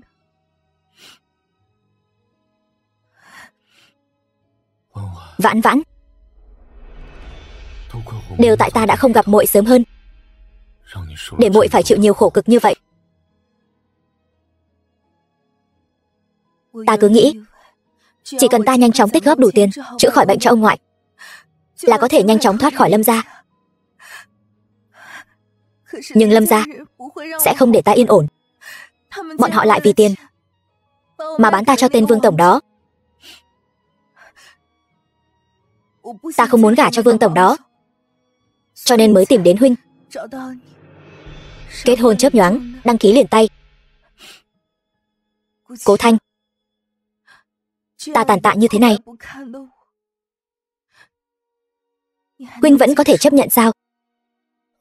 Vãn Vãn, chính là đám người ô uế Lâm gia đã hãm hại muội. Ta nhất định sẽ khiến bọn chúng chịu tội. Cố Thanh, vô dụng thôi. Lâm gia tuy đến mức không thể cứu vãn, nhưng chúng có thế lực gia tộc. Chúng vì lợi ích, cái gì cũng dám làm. Hơn nữa ta nói với huynh những điều này là muốn thành thật với huynh, để huynh dễ quyết định, không phải để huynh giúp ta báo thù. Vãn Vãn, muội là thê tử của ta. Từ nay về sau ta tuyệt đối sẽ không để bất cứ kẻ nào làm hại muội nữa. Còn chuyện trước kia, ta cũng sẽ khiến Lâm gia cho muội một lời giải thích. Muội nghỉ ngơi cho khỏe. Ta ra ngoài một lát sẽ quay lại ngay. Cố Thanh, huynh đừng đến chỗ bọn họ.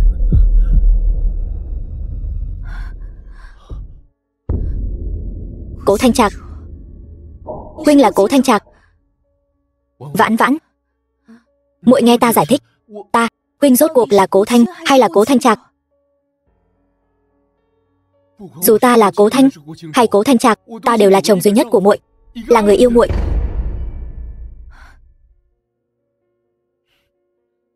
Khó trách ta vẫn luôn cảm thấy hai người có điểm tương đồng, nhưng ta không ngờ hai người lại là cùng một người. Thảo nào một người giao hàng bình thường mà có thể mua được trang sức trị giá 5 triệu. Mỗi khi ta gặp khó khăn, huynh đều có thể ngay lập tức xuất hiện trước mặt ta. Thì ra ta đã sớm rơi vào tấm lưới lớn do huynh giăng ra. Ngay cả việc ta vào tập đoàn Nhất Tâm, tất cả đều là do huynh sắp đặt cả. Ta còn tưởng rằng cuộc đời ta cuối cùng cũng xuất hiện ánh sáng. Vãn Vãn, không phải như muội nghĩ đâu. Cố tổng, dạ làm người nghèo trải nghiệm cuộc sống chắc hẳn rất thú vị chứ. Vãn Vãn, huynh buông ta ra. Muội là vợ của ta, đừng gọi ta như vậy, ta không dám nhận. Vãn Vãn, ta là chồng của muội, không có gì là dám nhận hay không dám nhận cả. Tất cả những gì đã xảy ra giữa chúng ta, chẳng lẽ muội đều xem như là diễn xuất của ta sao? Chẳng lẽ ta là Cố Thanh hay Cố Thanh Trạc thật sự quan trọng đến vậy sao? Ta vẫn là ta. Tất cả những gì đã xảy ra giữa chúng ta đều là thật. Huynh buông ta ra. Chồng của ta là Cố Thanh, không phải Cố Thanh Trạc.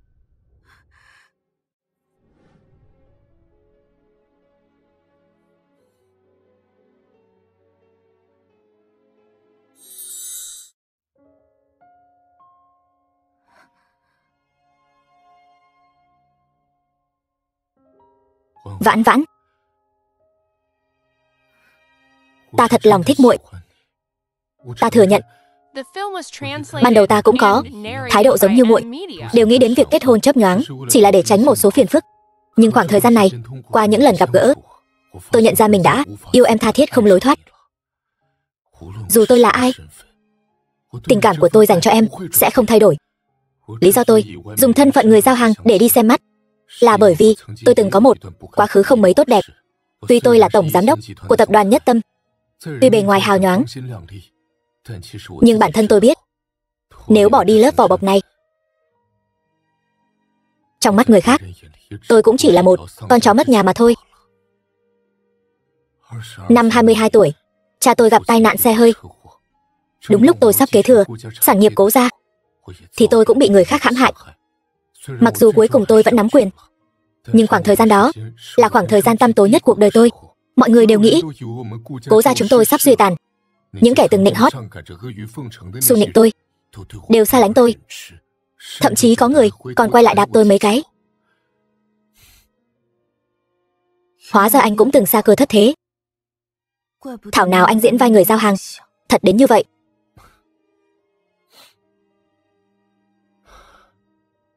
Cuối cùng em cũng chịu nói chuyện với tôi rồi. Tuy tôi là tổng giám đốc của tập đoàn Nhất Tâm, ngày ngày có người vây quanh, nhưng em có biết không, khoảng thời gian làm người giao hàng này là khoảng thời gian vui vẻ nhất kể từ khi tôi trở thành tổng giám đốc. Tôi mong người bạn đời của mình là người yêu con người thật của tôi, chứ không phải vì tôi là ông chủ hay tổng giám đốc gì đó. Em đã mang đến cho anh rất nhiều niềm vui. Còn một số chuyện mình chỉ có thể nói cho em biết sau khi làm rõ chuyện 6 năm trước. Vãn Vãn, gặp được em là may mắn cả đời anh. Em có đồng ý cùng anh đi tiếp không? Cố Thanh, chúng ta ly hôn đi. Tại sao? Vì chúng ta không cùng một thế giới. Tôi tin là anh thật lòng thích tôi, nhưng những người xung quanh anh chắc chắn sẽ không chấp nhận tôi. Chúng ta không cùng một thế giới. Tôi không xứng với anh. Xứng hay không, không phải do người khác nói, mà là do tôi quyết định. Cố Thanh Trạc, có lẽ đối với anh, tôi chỉ là một cảnh sát hiếm gặp, chỉ có thể thu hút ánh nhìn của anh trong chốc lát, còn anh lại sở hữu cả một thế giới hoàn mỹ. Cảnh sát như tôi chắc chắn không thể giữ chân anh được. Vãn Vãn, sau vài tháng chung sống, em nghĩ anh là loại đàn ông bạc tình bạc nghĩa sao? Dù anh có cả thế giới,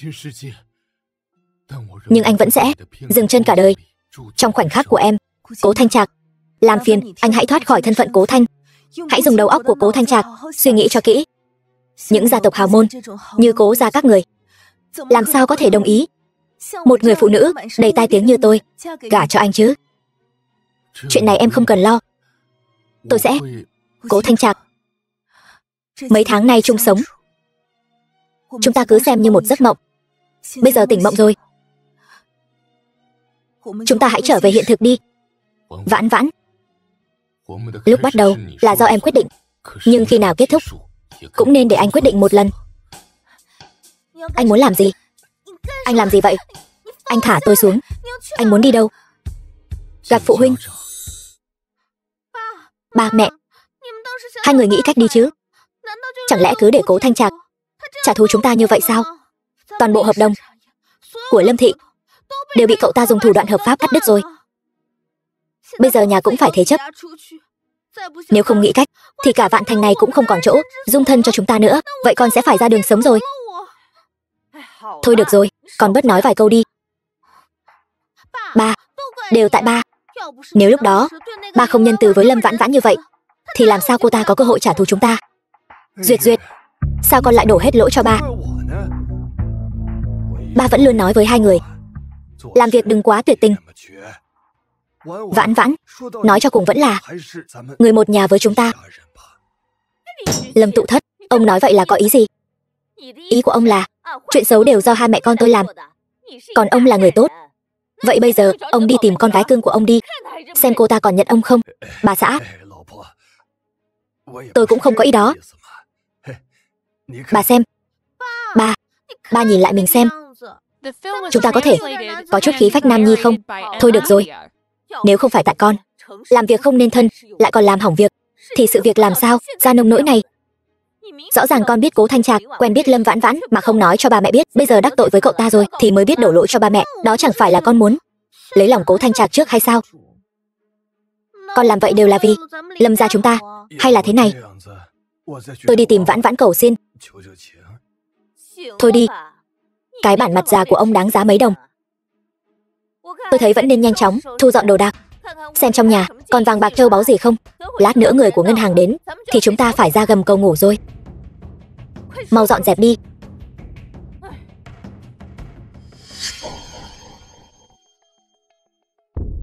Cái gì đây? Cái đó là của Lâm Vãn Vãn. Mẹ cô ấy để lại cho cô ấy, quý lắm. Nhưng mà Sau vụ mất trong trắng đó, hình như nó bị hỏng rồi. Con thấy cô ấy vứt lung tung, con nhặt lên rồi giấu đi. Mình cứ cất nó trước đã. Có khi bán được vài đồng. Chúng tôi vẫn chưa dọn dẹp xong. Có thể châm trước cho tôi không? Thôi đừng nói nữa, vợ. Bây giờ cả Vạn Thanh đều là thế lực của Cố Thanh Trạc. Chúng ta vẫn nên đi nhanh thôi. Mặt dây chuyền này của ai vậy? Mặt dây chuyền này không phải chúng ta vừa bán sao? Chẳng lẽ không đáng giá sao? Cậu tự nhìn nhầm rồi. Chúng tôi không trả lại tiền đâu. Chủ nhân của mặt dây chuyền này là ân nhân mà Cố tổng của chúng tôi vẫn luôn tìm kiếm. Cố tổng, Cố Thanh Trạc. Chẳng lẽ đêm đó mặt dây chuyền này là của con gái tôi? Nó tên là Lâm Duyệt Duyệt. Sao nó lại thành ân nhân cứu mạng của Cố tổng được chứ? 6 năm trước, cô ấy có từng đến khách sạn Tam Sinh. Tất nhiên là có rồi. Nhưng đêm đó, sau khi trở về, nó cứ khóc mãi. Đến giờ chúng tôi vẫn không hiểu là chuyện gì nữa. Vậy thì đúng rồi. Để cô ấy đến gặp Cố tổng đi. Cố tổng sẽ báo đáp tử tế. Được, không vấn đề gì. Chúng tôi sẽ gọi nó ngay. Chờ tôi một chút. Vợ. Cố Thanh Trạc đang tìm kiếm chủ nhân của mặt dây chuyền. 6 năm trước, người đó bảo chúng ta hãm hại người khác. Chẳng lẽ là hắn ta sao? Vậy Lâm Vãn Vãn và hắn ta? Vậy thì lúc đó người liên lạc với chúng ta chẳng lẽ thật sự đang làm gì đó hệ trọng sao? Vậy đứa con mà Lâm Vãn Vãn sinh ra chính là tiểu thái tử Cố gia sao? Tiếc thật. Nếu bà chăm sóc Vãn Vãn tử tế thì đứa bé đã được sinh ra rồi. Lâm gia chúng ta chẳng phải muốn gì được nấy sao? Tôi nói cho ông biết, đứa bé đó nó vẫn còn sống. Cái gì? Tôi sợ ảnh hưởng đến danh tiếng của Lâm gia. Tôi đã lặng lẽ đưa đứa bé đó đến một trại trẻ mồ côi rất xa, nói với Lâm Vãn Vãn rằng đứa bé đó đã mất rồi. Vậy bây giờ con tìm lại được không? Tất nhiên là không vấn đề gì. Nhưng mà lúc đó nếu tôi biết đứa bé đó là của Cố Thanh Trạc, dù có nói gì tôi cũng sẽ không đưa đứa bé đi. Bây giờ để tôi nghĩ xem làm sao để lợi dụng đứa bé này. Có rồi. Lâm gia chúng ta lần này không chỉ xoay chuyển tình thế, tôi còn muốn làm mẹ vợ của Thanh Trạc nữa. Như này.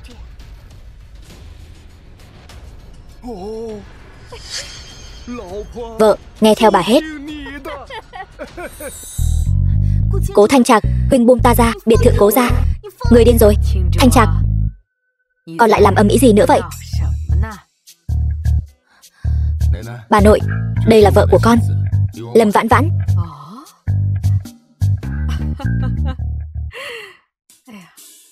Lâm Vãn Vãn. Ta vừa xem trên tivi thấy con đạt được giải gì mà. Quán quân thiết kế trang sức, đúng không? Con xem đấy, ở ngoài con bé xinh đẹp hơn trên tivi nhiều. Đúng vậy bà nội, chính là cô ấy. Vãn Vãn, gọi bà nội đi. Chào bà nội. Tốt. Vãn Vãn nhà ta vừa xinh đẹp lại tài giỏi. Thằng nhóc nhà ta cưới được con bé, thật là phúc khí của nó. Con ở đây cứ coi như nhà mình, đừng câu nệ. Con đây là... Có phải thằng nhóc thối kia bắt nạt con không? Nếu nó bắt nạt con thì nói cho ta biết, ta sẽ thay con dạy dỗ nó. Không có, huynh ấy không có bắt nạt con. Tốt, không bắt nạt là tốt rồi. Chỉ cần hai đứa hòa thuận, đừng gây mâu thuẫn, là bà nội vui rồi. Vãn Vãn, đây là bảo vật gia truyền của Cố gia chúng ta. Sau này nó sẽ thuộc về con. Không được đâu, bà nội, cái này quý giá quá, con không thể nhận. Mèo mà gà đồng gì đó cũng dám bước vào cửa Cố gia ta. Mẹ, sao mẹ lại đến đây? Nếu mẹ không đến thì mặt mũi Cố gia đã bị con làm mất hết rồi. Thư Nhiên, Còn lại làm sao nữa vậy? Mẹ, mẹ còn chưa biết đâu. Cô Lâm Vãn Vãn này, con trẻ mà đã ra ngoài quyến rũ với trai lạ. Mẹ, đây đều là hiểu lầm. Con sẽ giải thích rõ ràng với mẹ. Thanh Trạc, sao con lại bị người đàn bà này lừa gạt chứ? Lâm Vãn Vãn, ta nói cho cô biết, cô bây giờ lập tức rời khỏi con trai ta. Tấm chi phiếu này cô cứ tùy ý điền vào. Mẹ, sao mẹ lại có thể dùng tiền để sỉ nhục Vãn Vãn chứ? Chúng con thật lòng yêu nhau. Thật lòng yêu nhau. Nực cười. Lâm Vãn Vãn từ nhỏ đã lêu lổng bên ngoài, chẳng phải là vì tiền sao? Hôm nay ta cho cô ta cả đời cũng tiêu không hết tiền. Cô ta tự nhiên sẽ lộ nguyên hình. Dì nói đúng. Tôi thật sự không xứng với Cố tổng. Vãn Vãn, bà nội, xin lỗi, con không thể làm cháu dâu của bà được. Cố tổng, nếu anh rảnh thì đi cùng tôi làm thủ tục ly hôn đi.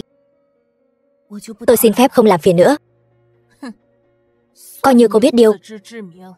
Vãn Vãn, Thanh Trạc, nếu con xem ta là mẹ thì đừng dây dưa với cô ta nữa.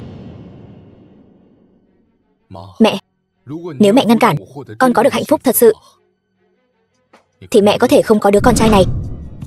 Cố Thanh Trạc, con quay lại đây cho mẹ. Thư Nhiên, con đấy, không thể để Thanh Trạc tiếp xúc với Lâm Vãn Vãn, càng không thể để nó điều tra chuyện năm xưa.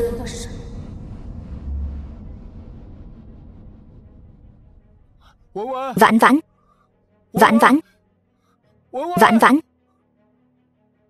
Vãn Vãn.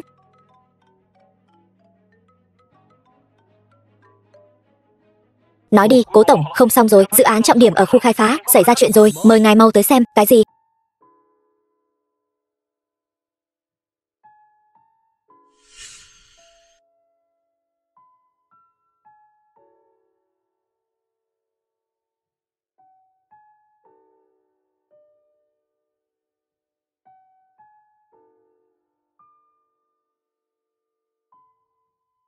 Tạm biệt, Cố Thanh. Mau nhìn đi, mọi người thấy chưa? Tập đoàn Nhất Tâm phụ trách khu khai phá bị người ta gây rối rồi, hình như còn đánh nhau nữa. Nhất Tâm? Phải đó, tập đoàn Nhất Tâm xưa nay hào phóng, không biết từ đâu ra một đám người nói không đồng ý việc thực hiện dự án, đòi bồi thường, lời qua tiếng lại rồi bắt đầu đập phá. Mọi người xem cái này đi. Người này nói Cố Thanh Trạc đến hiện trường cũng bị người ta đánh. Cố Thanh Trạc? Cố Thanh Trạc nào? Là Cố Thanh Trạc giàu có nhất Vạn Thành đó sao? Đúng vậy, cô là ai? Xin lỗi, thuê bao quý khách vừa gọi hiện tại không liên lạc được. Không thể nào. Cố Thanh Trạc nhất định sẽ không sao. Thuê bao quý khách vừa gọi hiện tại không liên lạc được, xin vui lòng gọi lại sau.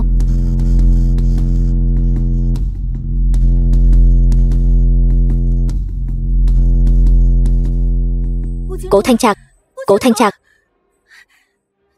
Xin chào, cho hỏi anh có biết Cố Thanh Trạc ở đâu không? Anh ấy thế nào rồi? Nhiều người như vậy, tôi làm sao biết được? Cố Thanh Trạc, tránh ra, nhanh lên. Cố Thanh Trạc, Cố Thanh Trạc, đồ lừa đảo. Chàng rõ ràng nói cả đời đều sẽ không rời xa ta. Cố Thanh Trạc, chàng đừng bỏ rơi ta có được không? Vãn Vãn. Cố Thanh Trạc, Cố Thanh Trạc, đồ tệ bạc. Ta đây, không sao đâu. Xin lỗi, đã làm nàng lo lắng.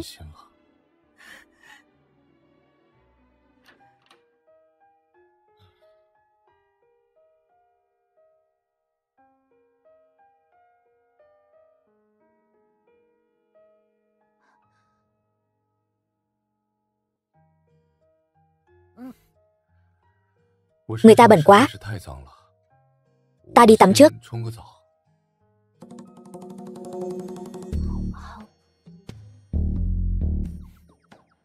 Sao vậy? Tắm thôi mà cũng không yên tâm sao? Hay là nàng vào giám sát ta?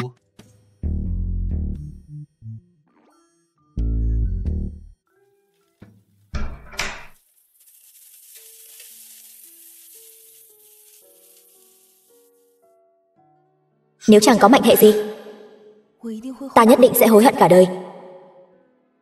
Thì ra cảm giác đau lòng là như thế này.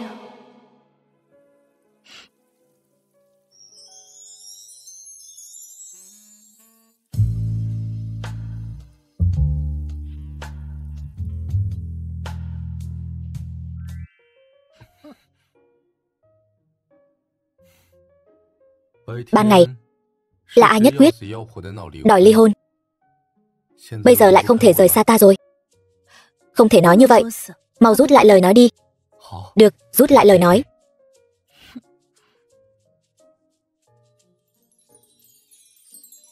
Ta nghĩ kỹ rồi. Bất kể người khác có phản đối hay không, ta cũng sẽ ở bên cạnh huynh. Vãn Vãn, ta cũng vậy. Ta yêu muội, muội cũng yêu huynh.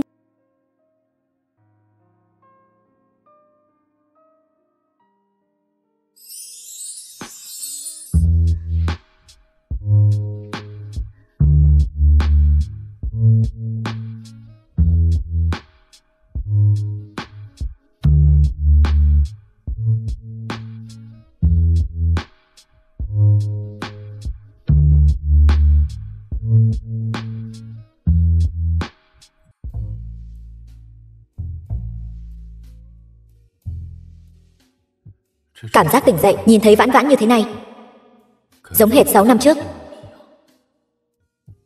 Có lẽ không cần xác nhận lại nữa. Người mà ta muốn tìm chắc chắn là nàng ấy. Không sai. Thanh Trạc, đây có phải là mơ không? Có phải là sau khi tỉnh dậy thì huynh sẽ không còn ở đây nữa? Vậy ta phải giúp Vãn Vãn nhà ta xác nhận một chút, có phải đang nằm mơ hay không? Cố Thanh Trạc,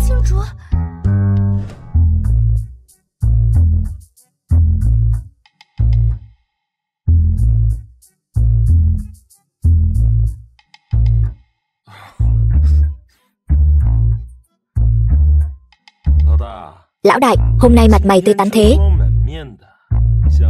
chắc là tối qua nghỉ ngơi tốt lắm đây.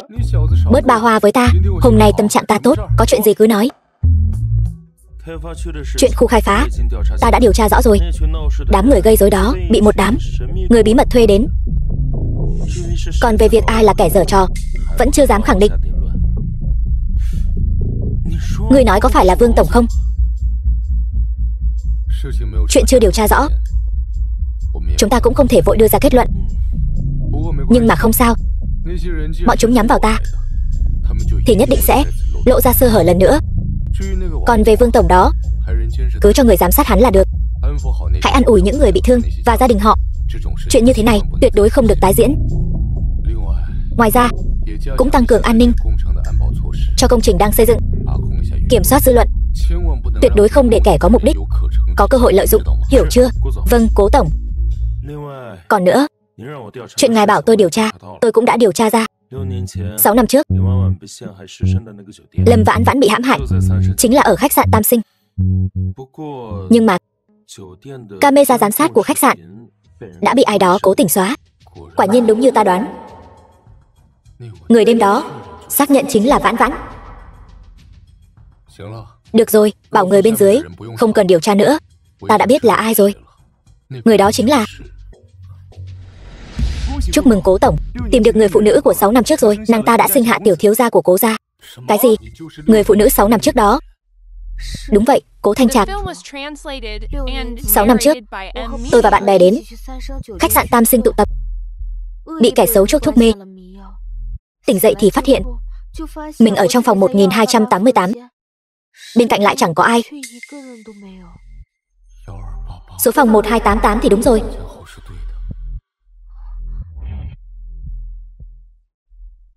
Nhiều năm trôi qua như vậy, tại sao bây giờ cô mới đến tìm tôi? Duyệt Duyệt, chuyện năm đó chính là như vậy. Lâm Vãn Vãn đó vận may tốt quá vậy, không chỉ ngủ với người giàu nhất Vạn Thành, mà còn sinh con cho hắn ta. Không, bây giờ là cơ hội của con. Ý mẹ là sao? Năm đó Cố Thanh Trạc cũng không biết người đó là ai. Bây giờ bọn họ dựa vào sợi dây chuyền đó để tìm người. Mẹ đã nói với thuộc hạ của hắn, người đó chính là con. Mẹ đã đem con của Lâm Vãn Vãn vứt ở cô nhi viện. Bố con bây giờ đang đi đón nó về. Lát nữa con dẫn đứa bé đi tìm Cố Thanh Trạc. Gia đình chúng ta có thể đổi đời hay không là nhờ vào con rồi. Mẹ nghĩ chuyện này quá đơn giản rồi. Cố Thanh Trạc cẩn thận như vậy, trước đây con còn đắc tội với hắn. Hắn làm sao có thể dễ dàng tin tưởng con không cần lo lắng. Con nhìn xem đây là cái gì. Nếu hắn không tin, con cứ đề nghị làm giám định huyết thống. Đây là tóc của Lâm Vãn Vãn. Đến lúc đó con cứ nói là của con là được rồi.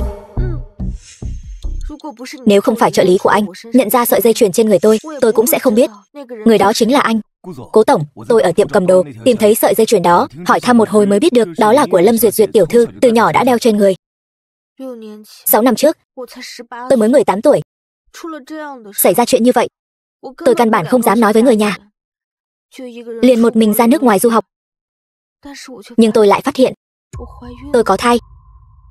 Dù sao thì người đàn ông đêm đó cũng là người đàn ông đầu tiên của tôi. Đứa bé cũng vô tội, nên tôi quyết định sinh nó ra. Những năm qua, luôn là Tâm Bảo bên cạnh tôi. Sau đó bố mẹ tôi biết chuyện Tâm Bảo ra đời, cũng không trách tôi, ngược lại còn giúp tôi nuôi nấng nó. Nhưng vì Tâm Bảo không có bố, nên ở bên ngoài luôn bị người ta bắt nạt. Vì vậy bố mẹ tôi cũng giữ nó ở nhà, không cho người ngoài biết. Nhưng Tâm Bảo bây giờ càng lớn, đến tuổi đi học, nó không thể cứ ở nhà mãi được. Vãn Vãn rõ ràng nói là người phụ nữ này bỏ thuốc hãm hại cô ấy. Vậy tại sao cô ta lại biết rõ chi tiết đêm đó đến như vậy? Cố Thanh Trạc, tôi biết anh không tin tôi,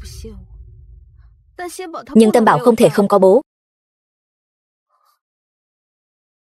Đây là tóc của chúng tôi, anh có thể đem đi làm giám định huyết thống, mang đến phòng thí nghiệm của chúng ta.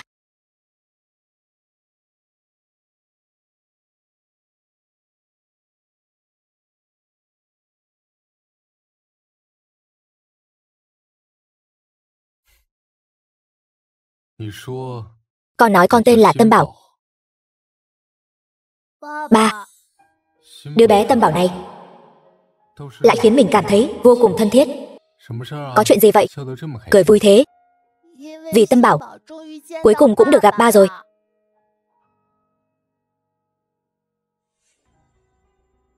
Sáu năm trước là tôi có lỗi với cô. Nếu Tâm Bảo đúng là con của Cố gia chúng ta nhất định sẽ chăm sóc nó thật tốt. Còn về việc cô muốn bồi thường gì, tôi cũng sẽ đồng ý. Cố Thanh Trạc, có lẽ trong mắt anh, tôi chỉ là một người đàn bà ham lợi. Nhưng tôi làm tất cả những điều đó đều là vì muốn nuôi dạy con nên người. Anh căn bản không thể tưởng tượng được, một mình tôi nuôi con khôn lớn, phải trả giá bao nhiêu nỗ lực và khó khăn. Hôm nay tôi đến tìm anh, không phải để đòi bồi thường. Tôi chỉ muốn cho con một mái ấm trọn vẹn. Tâm Bảo, chúng ta đi.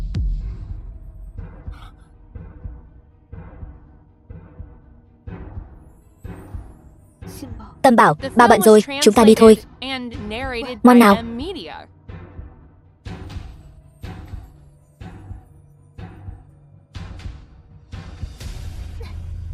Lời mẹ mới dạy, con quên hết rồi sao? Gặp mặt, chỉ biết gọi ba.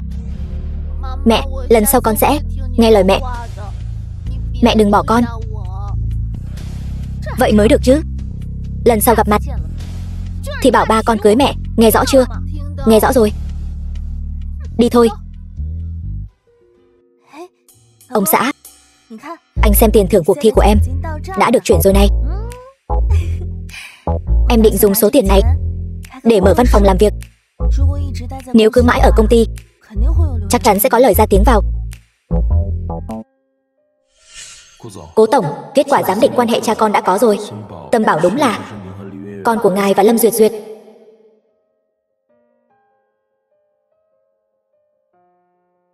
Xem ra 6 năm trước đúng là Lâm Duyệt Duyệt. Vậy mình phải ăn nói thế nào với Vãn Vãn đây?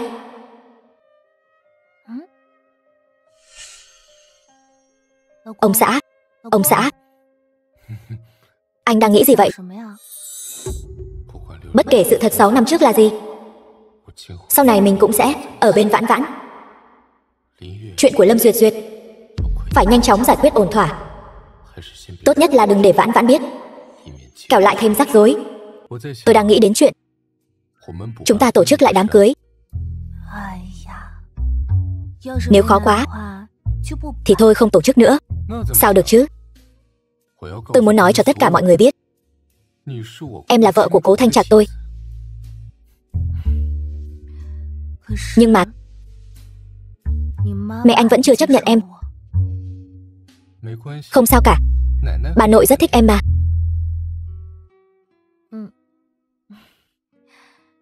Đợi văn phòng làm việc của em hoạt động rồi, em nhất định sẽ làm việc chăm chỉ, làm cho văn phòng làm việc ngày càng lớn mạnh. Đến lúc đó biết đâu mẹ anh sẽ thay đổi cách nhìn về em. Em không cần phải cố gắng như vậy, cứ làm những gì mình thích là được rồi. Vậy em thích ở bên cạnh anh. Vậy sao em lại vội vàng ra ngoài thành lập văn phòng làm việc chứ? Sao hả? Tập đoàn Nhất Tâm của chúng ta chẳng lẽ không chứa nổi quán quân cuộc thi thiết kế trang sức như em sao? Không phải vậy đâu, anh chẳng chịu nghe em nói gì cả. Ý em là nếu em tiếp tục ở lại công ty, chắc chắn sẽ có thêm nhiều lời đồn đại. Giờ em cũng coi như có chút tiếng tăm rồi. Nếu tự mở văn phòng làm việc cũng có thể duy trì được. Đến lúc đó biết đâu em còn có thể so kè với tập đoàn Nhất Tâm. Còn chưa mở mà. Sao hả? Đã tính đánh bại công ty của chồng rồi. Người ta phải có ước mơ chứ. Vậy anh đồng ý rồi nhé. Đồng ý rồi. Anh ủng hộ mọi ước mơ của em. Nếu có gì cần anh giúp, cứ nói với anh nhé. Cảm ơn chồng yêu. Vậy cảm ơn anh thế nào đây?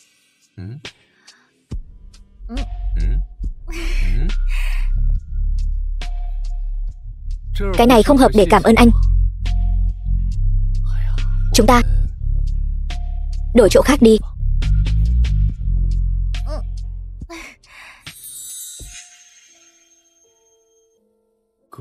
Mọi mặt thì Vãn Vãn lại giống người cách đây 6 năm hơn, nhưng kết quả giám định lại nói là Lâm Duyệt Duyệt.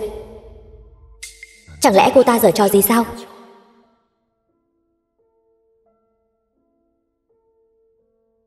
Xét nghiệm thêm một lần nữa xem, sẽ rõ ràng ngay thôi.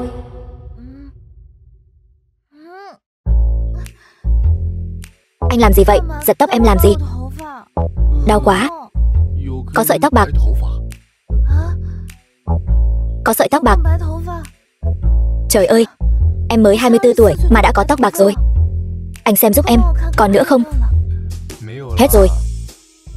Có lẽ là do dạo này em thiết kế quá tâm huyết, mệt mỏi quá. Chắc là vậy rồi. Ban ngày thiết kế mệt như vậy, có người ban đêm cũng không cho người ta nghỉ ngơi đàng hoàng. Vậy em nghỉ ngơi cho khỏe. Anh đi làm bữa sáng cho em. Được. Vậy trưa nay em mang cơm trưa đến cho anh. Được. Cầm sợi tóc này đi làm xét nghiệm DNA với Tâm Bảo lần nữa. Đây là của Vãn Vãn. Tôi hiểu rồi. Cô Lâm Duyệt Duyệt đó cũng đáng ngờ lắm. Mọi chuyện đợi kết quả giám định rồi hãy nói.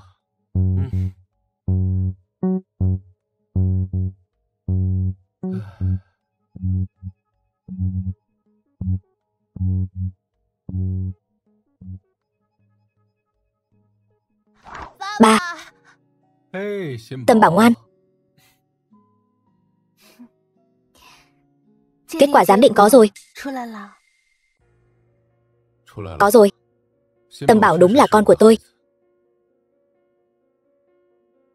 Cô thật sự không cần bồi thường gì sao? Tôi cần chứ.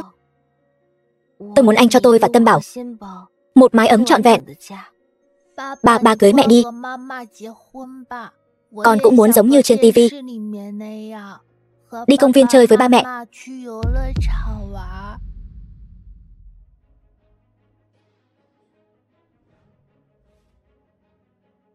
Lâm Vãn Vãn.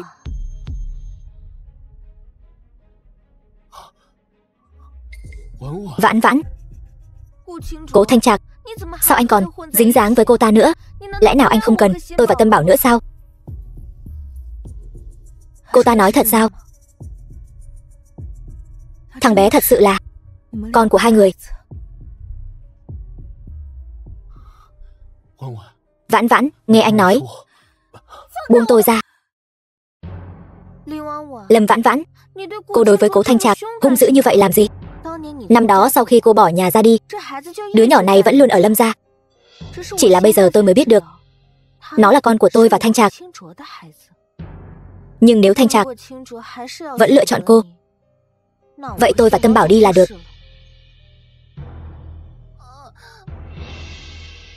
Ba đừng bỏ con.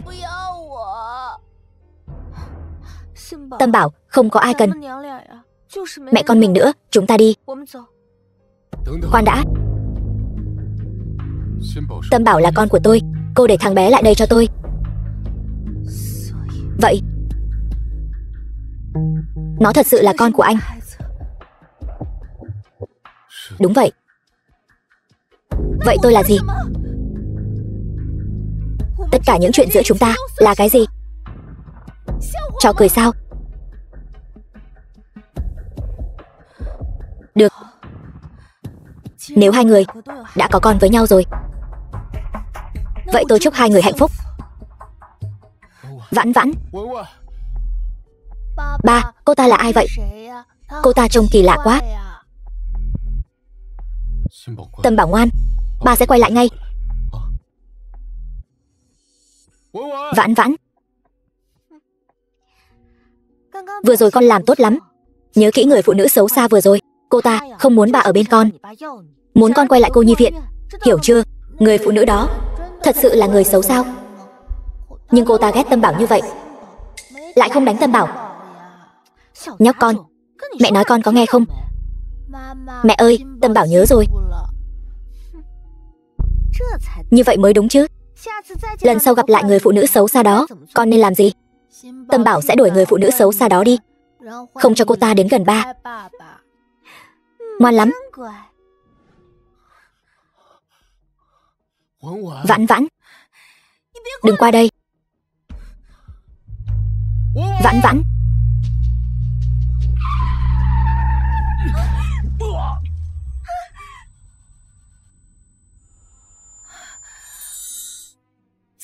Thanh Trạc. Thanh Trạc. Thanh Trạc. Sao anh ngốc thế? Tôi không đáng để anh làm vậy vì tôi. Mọi chuyện không như em nghĩ đâu. May mà em không sao. Thanh Trạc. Thanh Trạc. Thanh Trạc, tỉnh lại đi. Tôi gọi xe cấp cứu ngay.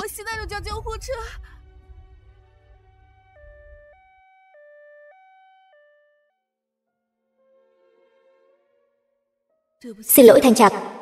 Đáng lẽ ra tôi nên nghe anh giải thích. Lâm Duyệt Duyệt rõ ràng là đã có chuẩn bị từ trước. Mình đúng là không có não mà. Sao lại có thể kích động như vậy?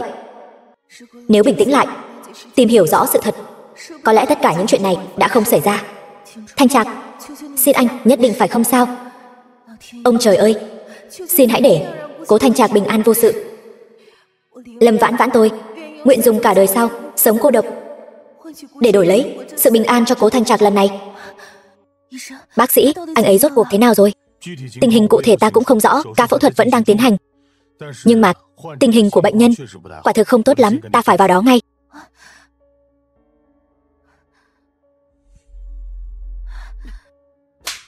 Đồ đàn bà suối quẩy. Xin lỗi gì? Tôi cũng không biết sẽ thành ra thế này. Lâm Vãn Vãn, cô thật độc ác. Cô vì không muốn Thanh Trạc và tôi, còn có Tâm Bảo, tạo thành một gia đình hạnh phúc, nên mới hại anh ấy ra nông nỗi này. Tôi thừa nhận, trước đây tôi đối xử với cô không tốt, nhưng cô làm như vậy thật sự quá tàn nhẫn.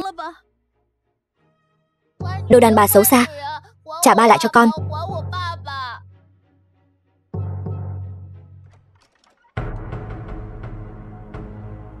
Bác sĩ, con trai tôi sao rồi? Ca mổ tuy rất thành công, nhưng mà vì cậu ấy bị thương ở đâu nên chúng tôi không chắc có di chứng gì không. Chỉ có thể đưa vào phòng ICU theo dõi, qua giai đoạn nguy hiểm là sẽ an toàn. Bác sĩ, tôi cầu xin ông cứu lấy con trai tôi. Tìm chuyên gia, tốn bao nhiêu tiền tôi cũng chịu. Yên tâm, chúng tôi nhất định sẽ cố gắng hết sức. Lâm Vãn Vãn, cô hại con trai tôi chưa đủ sao? Tôi cảnh cáo cô, từ nay về sau tránh xa con trai tôi ra. Nếu không thì tôi sẽ không khách khí với cô đâu. Lâm tiểu thư, cô đừng qua đó nữa. Cố tổng hiện đang rất yếu. Đợi cố tổng tỉnh lại, tôi sẽ nói hết mọi chuyện cho cô biết. Đều tại tôi. Đều tại tôi. Cô cũng đừng quá tự trách. Có lẽ tất cả đều là ý trời. Nếu không phải chuyện 6 năm trước thì lão đại cũng sẽ không dây dưa với Lâm Duyệt Duyệt rồi. Vì vậy Tâm Bảo chính là con trai của anh ấy và Lâm Duyệt Duyệt. Tôi cũng đã xem kết quả xét nghiệm DNA rồi. Này Lâm tiểu thư, người đâu? Bác sĩ, có người ngất xỉu.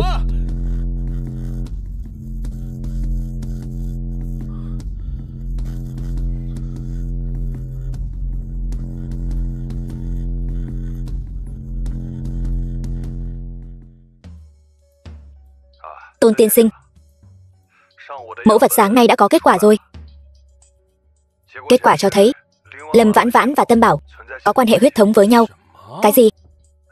Ngoài ra, mẫu tóc của Lâm Vãn Vãn và mẫu tóc của người phụ nữ tên Lâm Duyệt Duyệt hôm qua, sau khi kiểm tra, đều cùng một người. Được, tôi biết rồi. Lão đại ngày nào cũng cùng Lâm Vãn Vãn sớm tối bên nhau, lấy được tóc chắc chắn là của Lâm Vãn Vãn. Vậy Lâm Duyệt Duyệt cũng dùng thủ đoạn nào đó lấy được tóc của Lâm Vãn Vãn, giả làm của mình. Nói như vậy, Tâm Bảo là con của Lâm Vãn Vãn và lão đại, chẳng liên quan gì đến Lâm Duyệt Duyệt cả. Không được, mình phải đem sự thật này nói cho phu nhân biết. Nếu không phu nhân nhất định sẽ nghĩ Lâm Duyệt Duyệt mới là con dâu của mình. Lão đại và Lâm Vãn Vãn sẽ không thể nào đến được với nhau.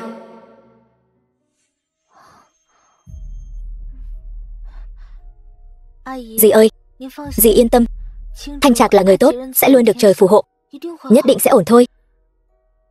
Đứa trẻ Thanh Trạc này làm việc luôn cẩn thận tỉ mỉ, không ngờ lần này lại bị con tiện nhân đó hại ra nông nỗi này. Lâm Vãn Vãn kia, tội không thể tha thứ được. Dì ơi, cháu nhất định sẽ chăm sóc Thanh Trạc thật tốt. Bây giờ là thời điểm mấu chốt cho sự hồi phục của Thanh Trạc. Đợi cậu ấy khỏe lại, chúng ta sẽ đi tìm Lâm Vãn Vãn tính sổ. Đứa trẻ ngoan, may mà có con. Dì cứ yên tâm, cho dù Thanh Trạc không cần con thì anh ấy vẫn là ba của Tâm Bảo. Con vẫn sẽ luôn ở bên cạnh chăm sóc anh ấy.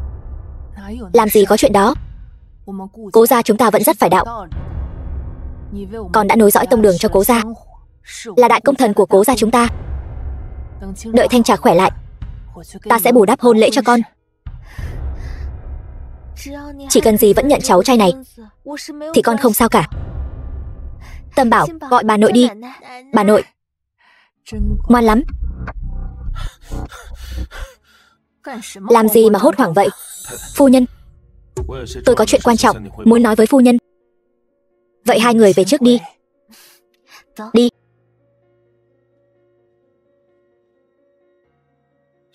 Tâm Bảo không phải là con của cố tổng với Lâm Duyệt Duyệt. Cái gì? Tâm Bảo không phải cháu trai của cố ra sao? Không, Tâm Bảo là con của cố tổng, đương nhiên cũng là cháu trai của dì. Nhưng mẹ ruột không phải là Lâm Duyệt Duyệt. Thôi được rồi, Tâm Bảo chỉ cần là dòng máu của Cố gia là được rồi. Chuyện khác cậu không cần phải lo. Nhưng Cố tổng và Lâm Vãn Vãn mới là thật lòng. Thật lòng. Tiểu Tôn, cậu ở bên Thanh Trạc bao nhiêu năm rồi mà vẫn ngây thơ thế? Lúc trước nó đóng giả nhân viên giao hàng, có thể nói là thật lòng. Nhưng bây giờ nó là tổng giám đốc tập đoàn Nhất Tâm, giàu có nhất Vạn Thành. Duyệt Duyệt có phải là mẹ ruột của Tâm Bảo hay không, không quan trọng. Quan trọng là cô ta trong sạch hơn Lâm Vãn Vãn. Nếu Lâm Vãn Vãn bước vào cửa Cố gia, rất nhiều kẻ muốn lợi dụng Cố gia sẽ thừa cơ gây chuyện. Cậu hiểu không? Phu nhân nói đúng. Nhưng mà đây là chuyện của Cố tổng, càng là chuyện của Cố gia chúng ta. Cậu với Thanh Trạc làm việc lâu như vậy rồi, nhưng dù sao cũng không phải người Cố gia. Thanh Trạc tạm thời không thể bình phục nhanh được. Cậu cũng nên nghỉ ngơi đi. Phu nhân, ý của bà là muốn đuổi tôi đi. Thanh Trạc là người trọng tình cảm. Cậu và nó từ nhỏ đã là huynh đệ tốt. Giữ cậu lại sẽ ảnh hưởng đến phán đoán của nó. Tấm chi phiếu trắng này cậu cứ việc điền. Phu nhân, bà cũng quá đề cao tôi rồi. Cố tổng luôn đối đãi với tôi không tệ. Tấm chi phiếu này tôi không nhận được. Cáo từ. Hiện tại lão đại vẫn còn hôn mê, chỉ có thể đợi anh ấy tỉnh lại rồi tính tiếp. Theo dõi hắn cho kỹ. Hắn không nhận chi phiếu, chứng tỏ hắn vẫn chưa hết hy vọng. Không thể để hắn làm chuyện phá hoại được. Vâng. Thanh Trạc, đừng cử động. Thanh Trạc vẫn còn đang truyền dịch, đã mang thai rồi, cảm xúc vẫn còn kích động như vậy. Bác sĩ, tôi có thai rồi. Đúng vậy, đã hơn 1 tháng rồi. Thai nhi vẫn chưa ổn định. Dù là vì con, cô cũng phải giữ gìn sức khỏe. Là con của mình và Thanh Trạc. Nếu Thanh Trạc biết, nhất định sẽ rất vui. Nhưng chuyện này không thể để mẹ Thanh Trạc biết. Bà ấy không ưa mình như vậy. Mình không thể để con gặp nguy hiểm. Bác sĩ, chuyện tôi mang thai, còn ai khác biết không? Có thể đừng nói cho ai khác biết không? Cô yên tâm, đây là chuyện riêng tư. Chúng tôi nhất định sẽ giữ bí mật. Khoảng thời gian này, cơ thể cô khá yếu, nhất định phải chú ý nghỉ ngơi cho tốt. Có vấn đề gì, cứ gọi tôi bất cứ lúc nào. Được.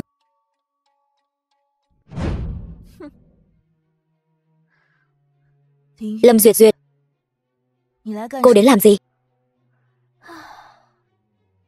Lâm Vãn Vãn, cô tưởng cô giả bệnh nằm ly ở bệnh viện là Thanh Trạc sẽ đến thăm cô sao? Tôi nói cho cô biết, mẹ chồng tương lai của tôi đã đồng ý để tôi gả cho Thanh Trạc. Còn cô, ngoan ngoãn ký vào tờ ly hôn này đi. Biết đâu tôi sẽ rộng lượng chia cho cô chút tiền chia tay. Đừng mơ tưởng nữa, tôi sẽ không ký đâu. Cô thật sự nghĩ loại đàn bà dơ bẩn như cô có thể bước chân vào cửa Cố ra sao? Nhờ hai mẹ con các người, trước đây tôi đúng là đã từng có một quá khứ không mấy tốt đẹp, nhưng kẻ thật sự dơ bẩn là các người. Lòng dạ các người còn dơ bẩn hơn tôi gấp trăm gấp ngàn lần. Cô thật sự nghĩ Than Vãn những điều này sẽ có người nghe sao? Tôi sẽ không ký đâu. Trừ khi Cố Thanh Trạc, anh ấy đích thân nói với tôi muốn ly hôn với tôi.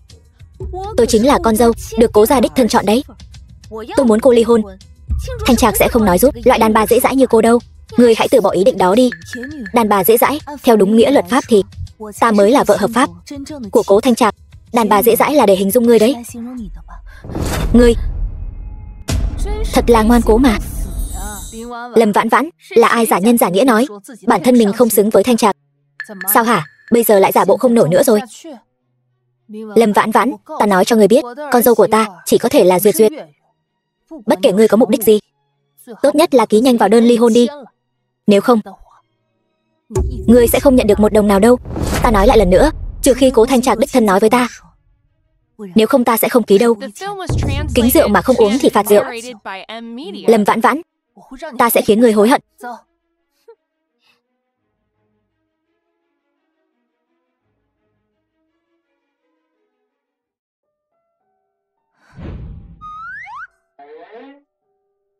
Dì ơi, dì cũng bị bệnh sao?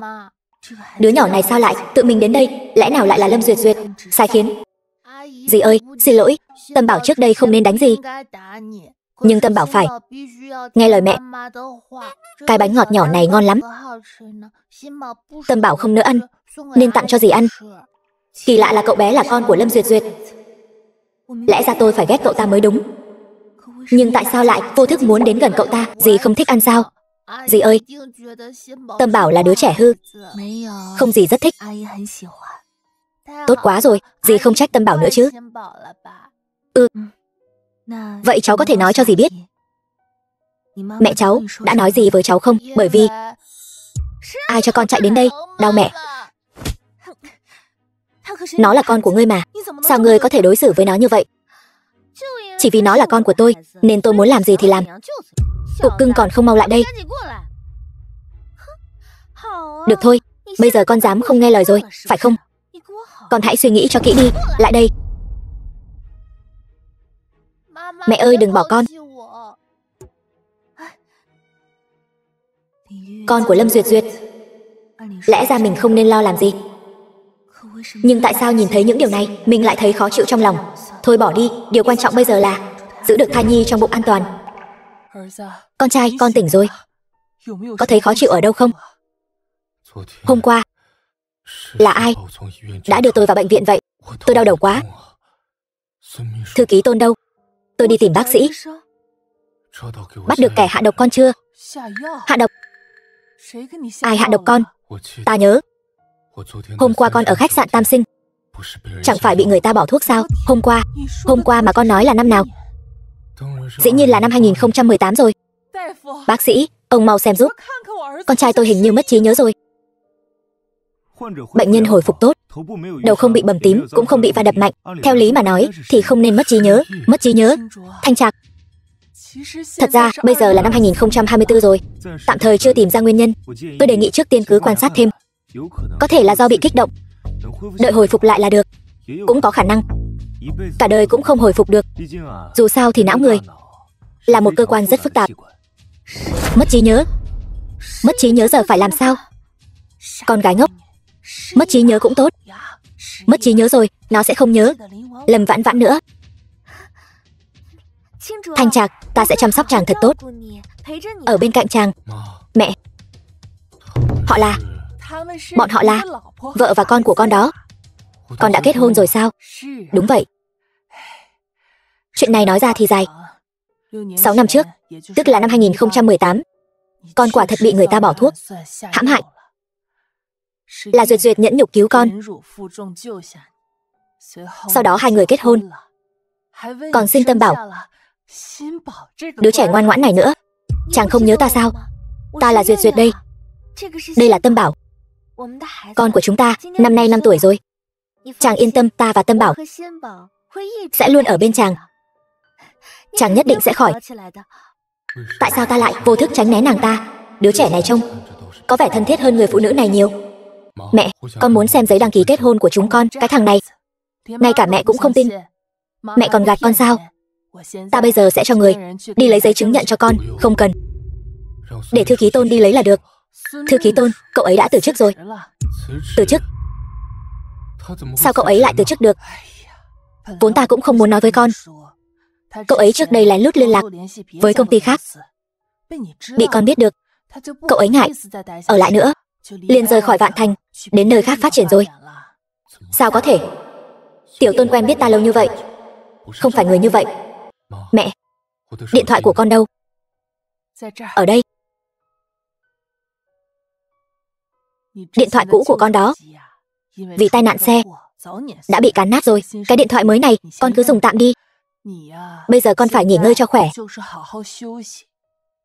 Vợ với con trai còn đang chờ con chăm sóc đó.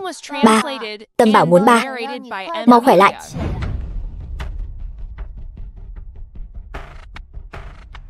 Hôm nay dù phải dùng bất cứ thủ đoạn gì, tôi cũng phải lấy được giấy đăng ký kết hôn của Thanh Trạc và Lâm Duyệt Duyệt, tiện thể làm luôn cả giấy ly hôn của nó và Lâm Vãn Vãn.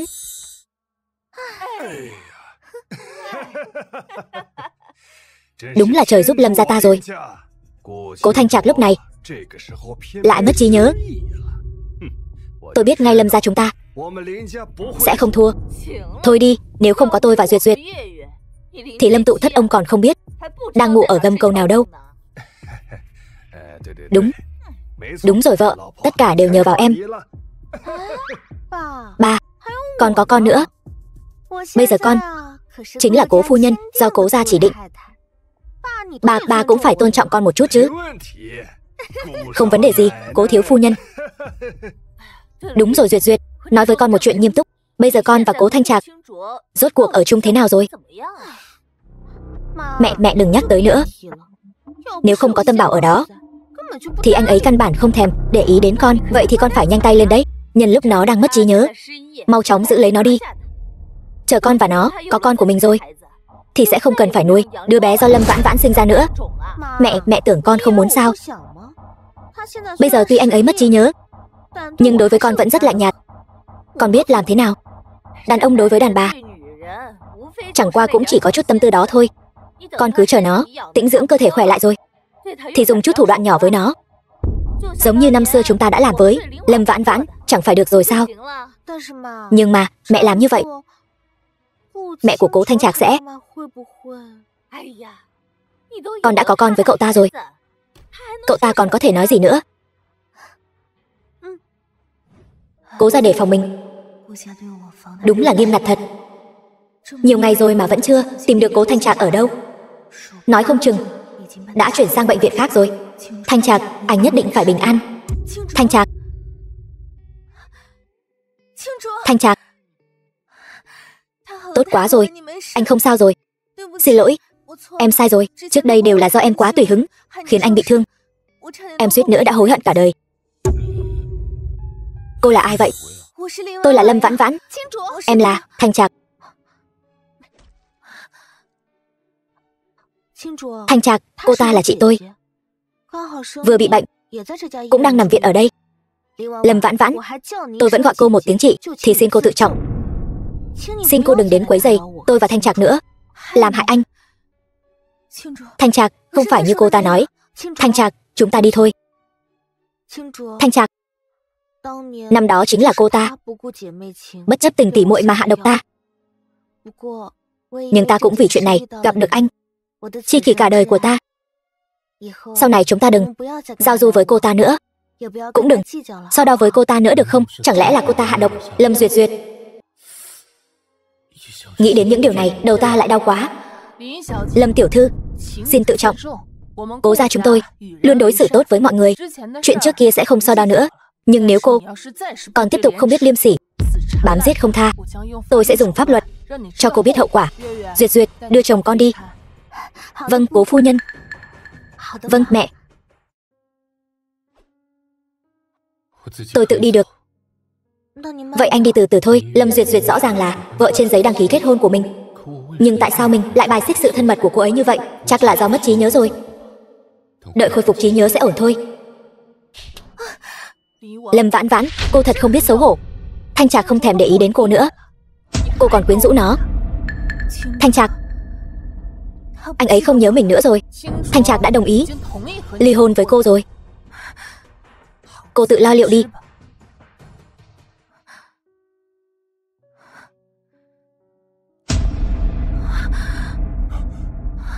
Vãn Vãn, cô không sao chứ? Cố Minh ca, sao anh lại ở đây? Xin lỗi, anh về trễ rồi, khiến em phải chịu nhiều khổ cực như vậy. Xin lỗi, Cố Minh ca. Năm đó tuy là tôi bị người khác tính kế, nhưng chung quy vẫn là tôi phụ anh, mới khiến anh ở nước ngoài không chịu quay về. Vãn Vãn, anh đã nghĩ thông rồi. Bao nhiêu năm qua, trong lòng anh vẫn luôn không quên được em. Lần này anh trở về là đặc biệt đến tìm em. Bây giờ anh đã có đủ năng lực để bảo vệ em có muốn đi cùng anh không? Rời khỏi nơi này. Cố Minh ca, em đã kết hôn rồi, không sao cả. Hai người không phải đã ly hôn rồi sao? Hơn nữa, tên khốn Cố Thanh Trạc đó, mấy tháng sau anh ta sẽ cùng Lâm Duyệt Duyệt tổ chức hôn lễ đấy. Cái gì? Em còn chưa biết sao? Cả top tìm kiếm đều là tin tức của bọn họ. Vãn Vãn, đã như vậy rồi, tiếp tục kiên trì còn có ý nghĩa gì nữa? Vãn Vãn, Bây giờ em còn đang mang thai, nhất định đừng kích động quá. Cố Minh ca, em vẫn muốn giữ đứa bé này. Anh hiểu em. Anh nhất định sẽ cùng em nuôi dưỡng đứa bé này thật tốt. Cùng anh ra nước ngoài đi, được không? Em nhất thời không thể đưa ra quyết định này. Không sao cả, ta có thể đợi. Khoảng thời gian này cứ để ta chăm sóc nàng thật tốt nhé. Cảm ơn huynh, Cố Minh ca. Thật kỳ lạ, tại sao ta lại đối với tỷ tỷ của Lâm Duyệt Duyệt lại có cảm giác thân thiết như vậy, giống như Tâm Bảo vậy? Không, cảm giác này thậm chí còn mãnh liệt hơn cả với Tâm Bảo. Thanh Trạc, uống nước. Con làm cái gì mà hốt hoảng vậy? Chỉ là một cốc nước thôi mà, cần gì phải đánh con chứ? Tâm Bảo, lại đây để mẹ xem nào, tay có sao không? Tâm Bảo, lần sau không được chạy lung tung nữa, cẩn thận ngã đấy. Tâm Bảo, lại đây để ba xem có sao không. Ba, con không sao. Chuyện gì vậy? Sao con nó lại có nhiều vết thương thế này? Đều là do cô đánh sao? Nói đi. Xem ra con chưa từng nuôi dạy con cái. Trẻ con ở tuổi này nghịch ngợm lắm, chạy nhảy lung tung, va chạm là chuyện bình thường. Đúng, tôi vừa đánh nó cũng là sợ sau này nó bị ngã đau hơn. Nếu cô không chăm sóc tốt, tôi có thể cho bảo mẫu chăm. Trước đây tìm bao nhiêu bảo mẫu, con đều không vừa ý. Bình thường con lại bận, đều là Duyệt Duyệt chăm con đừng trách nó nữa. Vừa hay dạo này tôi rảnh, tôi sẽ tự mình chăm Tâm Bảo. Chuyện này không ổn đâu. Bệnh của con vẫn chưa khỏi, chăm con là việc tốn sức lắm. Đúng vậy, huynh cần phải nghỉ ngơi nhiều hơn. Ta chỉ bị mất trí nhớ thôi, nhưng ta không có ngốc. Các người rốt cuộc có chuyện gì giấu ta? Bác sĩ đã dặn huynh phải bớt lo nghĩ, nghỉ ngơi nhiều, như vậy mới có lợi cho việc hồi phục. Xem ra phải liên lạc với Tiểu Tôn mới có thể biết được toàn bộ sự thật.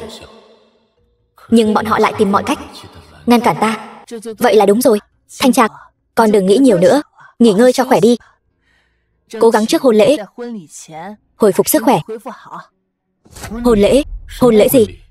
Ta và nàng chẳng phải đã kết hôn rồi sao? Con lại quên rồi. Trước đây hai người chỉ đăng ký kết hôn thôi, nhưng con luôn bận, vẫn chưa tổ chức hôn lễ. Duyệt Duyệt đúng là cô gái tốt, bằng lòng chịu thiệt thòi lấy con. Nhân dịp con nghỉ phép, chúng ta sẽ tổ chức hôn lễ để khỏi làm Duyệt Duyệt ở ngoài bị người ta chỉ trỏ. Trước tiên cứ chiều theo họ, đợi xuất viện rồi tính sau. Vậy chúng tôi không làm phiền con nữa, phải ngoan ngoãn ở đây với ba, nghe lời, biết chưa? Vâng.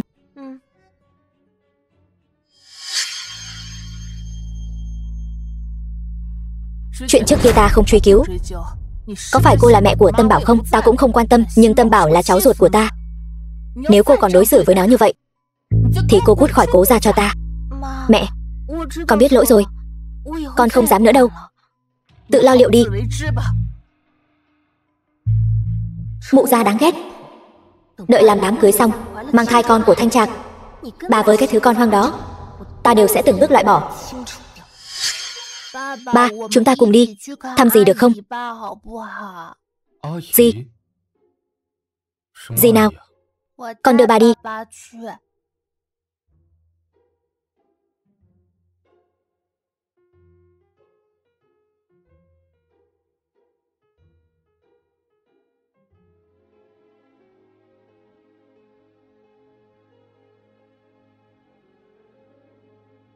Chào. Xin hỏi, ba, tên vô lương tâm nhà anh còn mặt mũi đến đây sao? Cố tổng, tìm tôi có việc gì sao? Lời hắn vừa nói là ý gì?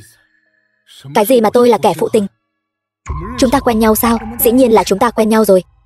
Tôi là chị gái của vợ anh mà. Cố tổng tìm tôi là muốn tôi chúc phúc cho anh sao?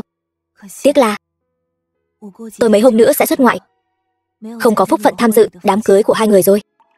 Dù trước đây gặp bao nhiêu trắc trở, tôi đều tin rằng con người có thể chiến thắng số phận, tin rằng bản thân nhất định có thể dựa vào nỗ lực để thay đổi tất cả. Nhưng Cố Thanh Trạc, anh đã cho tôi biết, số phận chính là số phận. Dù tôi có cố gắng thế nào, tôi cũng không thể nào ở bên anh được. Cố tổng, mời về cho. Dì sắp xuất ngoại sao? Tạm thời không về nữa. Con về với ba đi. Dì mệt rồi, muốn nghỉ ngơi.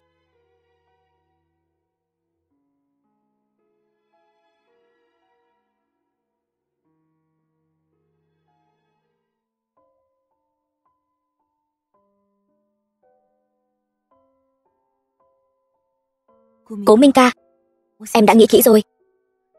Nếu đến ngày cưới mà anh ấy vẫn không nhớ ra em, thì em sẽ đi cùng anh xuất ngoại, sẽ không quay về nữa. Được, anh đi đặt vé máy bay. Nghe lời họ nói, chắc chắn mình và Lâm Vãn Vãn có gì đó. Nhưng mà, ba, con thích gì đó, ba cưới gì ấy được không? Đứa trẻ ngốc.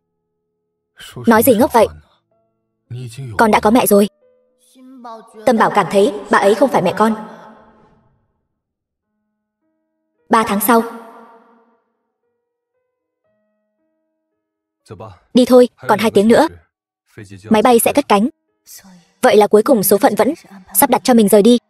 Đi thôi. Khung cảnh lễ cưới. Qua hôm nay, mình chính là phu nhân của người giàu có nhất Vạn Thành. Không ai có thể lay chuyển được vị trí của mình. Cố phu nhân, sau này chúng ta chính là người một nhà rồi. Mong sau này được bà chiếu cố nhiều hơn. Được thôi, đối với Thông gia, Cố gia chúng tôi giúp đỡ cũng là điều nên làm. Được. Duyệt Duyệt chính là con gái cưng của tôi. Sau này nhờ bà chiếu cố con bé nhiều hơn. Đã gả vào Cố gia rồi, chúng tôi tất nhiên sẽ không bạc đãi Duyệt Duyệt đâu. Hơn nữa, nó còn là mẹ của cháu trai tôi, là đại công thần của Cố gia chúng tôi.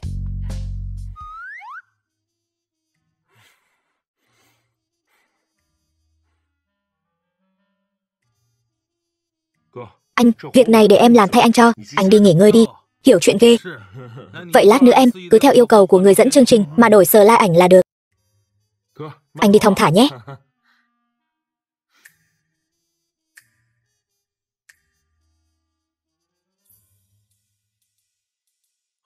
Cũng may là vì chuẩn bị video cầu hôn cho sếp tổng, nên mình đã lưu lại kha khá ảnh.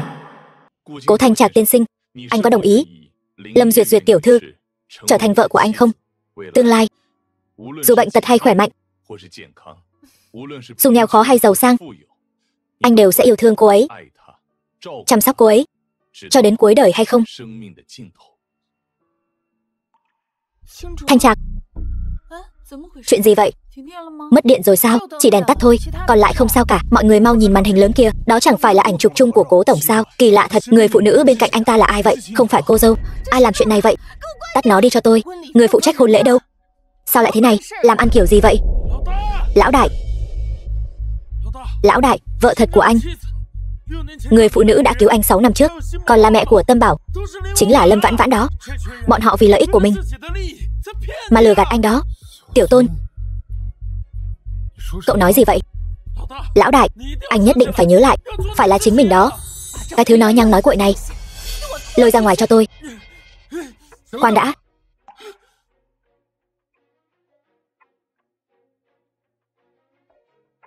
Con chỉ là mất trí nhớ thôi, chứ con không có ngốc. Người đang nói chuyện với con là người bạn tốt nhiều năm của con. Hôn lễ hủy bỏ. Vợ tôi là Lâm Vãn Vãn, chứ không phải là Lâm Duyệt Duyệt. Vãn Vãn hôm nay xuất ngoại. Thư ký Tôn, chuẩn bị xe đến sân bay. Vâng. Lão đại, cuối cùng anh cũng nhớ ra rồi. Không uổng công tôi cả tháng nay trốn đông trốn tây để truyền tin cho anh. Cuối cùng cũng vào ngày lịch sử trọng đại này mà đánh thức ký ức ngủ quên bấy lâu của anh. Lão đại, anh nói đi. Anh mau nói đi. Tôi thể hiện thế nào? Tiểu Tôn, nếu ngươi có thể đuổi kịp, ta cho ngươi nghỉ phép hưởng lương 2 năm. Nhanh lên. Được thôi. Vì tự do. Không, vì hạnh phúc. Ta biết ngươi sẽ còn tới tìm ta. Bảo ngươi giải quyết Lâm Vãn Vãn, người của ngươi làm hỏng việc rồi, còn làm con trai ta bị thương. Lần này phải giúp ta. Không vấn đề gì. Vậy điều kiện của ta, ngươi không có lựa chọn. Theo ta được biết, Thanh Trạc đã điều tra việc năm xưa được khá khá rồi. Nếu ngươi không giúp ta, sớm muộn gì cũng bị lôi ra ánh sáng. Được, các điều kiện khác đều dễ nói, nhưng nhất tâm nhất định phải mang họ Cố. Đi theo dõi, báo cáo tình hình bất cứ lúc nào. Nghe theo chỉ thị của ta. Vãn Vãn, Lâm Vãn Vãn. Tiên sinh, chào ngài, xin hỏi tôi có thể giúp gì ngài không? Xin hỏi chuyến bay đến nước A đã cất cánh chưa? Đã cất cánh rồi. Vậy phiền cô giúp tôi đặt một vé máy bay nhanh nhất đến nước A được không? Được tiên sinh. Cố Thanh Trạc. Sao vậy? Vừa mới cưới đã muốn đi hưởng tuần trăng mật ở nước ngoài rồi. Vãn Vãn.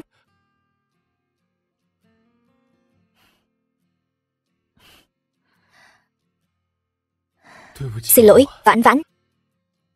Tôi đã nhớ ra tất cả rồi. Thôi nào, buông ra đi. Tôi sắp thở không nổi rồi. Xin lỗi, Vãn Vãn. May mà em chưa đi.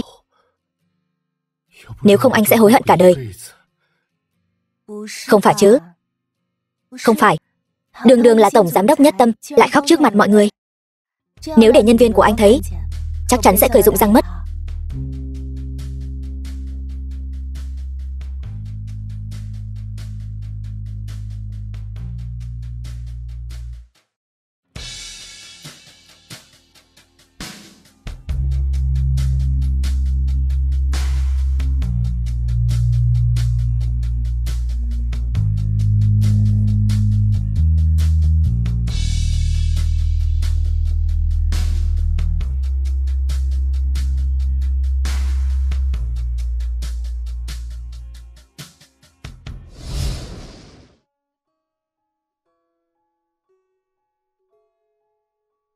Sao vậy, Vãn Vãn? Tôi vẫn không quên được anh ấy. Cố Minh ca, cho dù sau này anh ấy không còn nhớ tới tôi nữa, tôi cũng muốn lần cuối cùng vì bản thân mình mà tranh đấu một lần. Xin lỗi. Em đã suy nghĩ kỹ rồi chứ?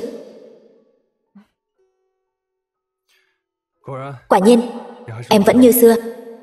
Nhưng mà, đây mới là Vãn Vãn mà anh thích. Rất vui, vì em đã trở lại là chính mình. Nhưng anh vẫn sẽ đợi em.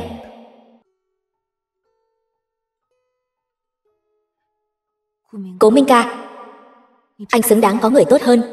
Đừng lãng phí thời gian cho tôi nữa. Anh tình nguyện. Được rồi, vậy tôi đi trước đây, giữ liên lạc nhé.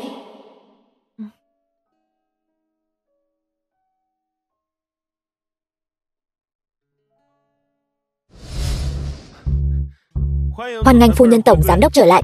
Đừng có lắm mồm. Lão đại, dạo này ngay cả tôi cũng phải chịu nhiều ấm ức.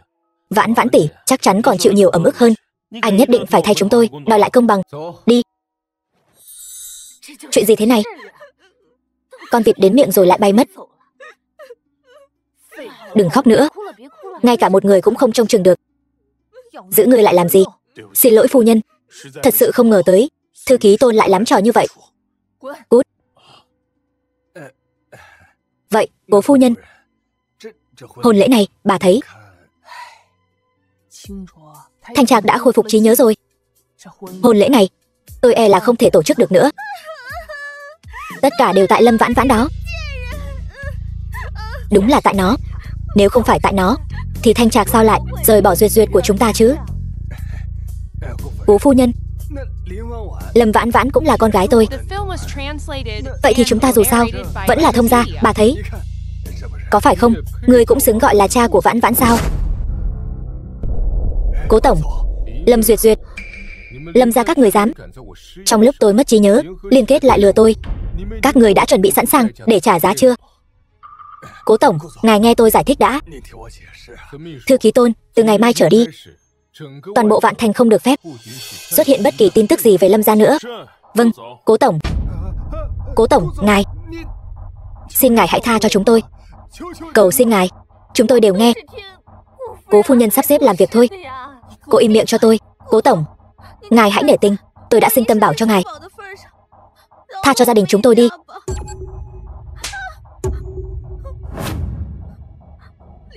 Lâm Vãn Vãn, mày dám đánh tao?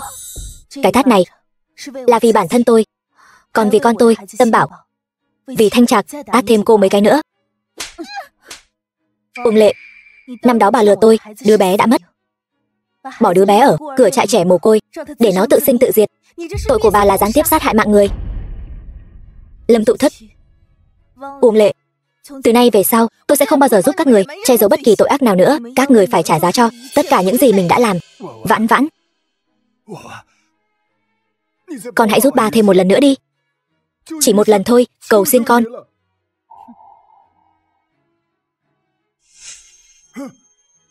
Đồ con gái bất hiếu. Biết thế, đã không nên nuôi mày lớn đến chừng này. Người đâu? Đưa bọn họ đến nơi nên đến. Tôi không muốn. Tôi không muốn. Lâm Vãn Vãn, họ là cha mẹ chị em của cô đấy. Sao cô có thể nhẫn tâm như vậy? Mẹ, những lời hay ý đẹp vẫn là mẹ nói giỏi nhất. Ý con là gì? Sao con lại nói chuyện với mẹ như vậy? Năm đó nếu mẹ không nhất quyết tranh giành quyền lực với ba con, thì sao lại tạo cơ hội cho người ngoài hại ba con được? Bao nhiêu năm rồi, mẹ thật sự một chút cũng không biết hối cải. Mẹ vẫn muốn dùng chiêu trò đã dùng với ba con để khống chế con sao? Nếu không phải tại mẹ, con và Vãn Vãn sao phải chịu nhiều khổ sở như vậy? Đây cũng là do thư ký Tôn điều tra ra. Sao hả? Cả con cũng muốn đuổi mẹ ra ngoài sao? Dĩ nhiên là không. Mẹ là mẹ của con chỉ mua cho mẹ một tấm vé máy bay đi hải đảo. Khoảng thời gian này, mẹ đã lo lắng cho con trai quá nhiều rồi, nên đi du lịch, thư giãn một chút. Đồ nghịch tử, tập đoàn Nhất Tâm sẽ bị con hủy hoại mất. Mẹ, con chỉ muốn mẹ ra ngoài, thư giãn thôi. Bình tĩnh lại một chút, đợi con lôi ra từng kẻ năm xưa, rồi sẽ đón mẹ về. Thanh Trạc, nghe mẹ nói, con không đấu lại Vương Tổng đâu. Còn cô gái Lâm Vãn Vãn này, toàn thân vết nhơ, cô ta không xứng bước vào Cố gia chúng ta. 6 năm trước, chính là con và Vãn Vãn cùng bị hãm hại. Tâm Bảo chính là con ruột của con và Vãn Vãn. Mẹ, chẳng lẽ mẹ nghĩ con không xứng làm người Cố gia sao? Biết sự thật thì sao chứ? Tất cả mọi người chỉ có thể nhìn thấy vết nhơ của cô ta, hoàn toàn không xứng bước vào cửa Cố gia chúng ta. Mẹ con đã cho người phát thông cáo, báo cho các phương tiện truyền thông lớn. 6 năm trước người đàn ông gian díu với Vãn Vãn chính là con. Và con cũng đã công khai quan hệ của chúng con. Nếu bọn họ còn nói này nói nọ, thì đó chính là bất kính với con, với Cố gia. Còn về Vương Tổng, bao nhiêu năm qua tâm cơ, ông ta chẳng phải là muốn đoạt quyền sao? Mẹ yên tâm, con không thể nào cho ông ta cơ hội đó. Hơn nữa, ông ta cũng sẽ phải trả giá cho tất cả những gì mình đã làm. Con điên rồi sao? Cơ nghiệp mấy đời của Cố gia sẽ tiêu tan trong tay con mất. Mẹ, chúc mẹ thượng lộ bình an. Thư ký Tôn, phu nhân, mời. Nghịch tử, đồ nghịch tử.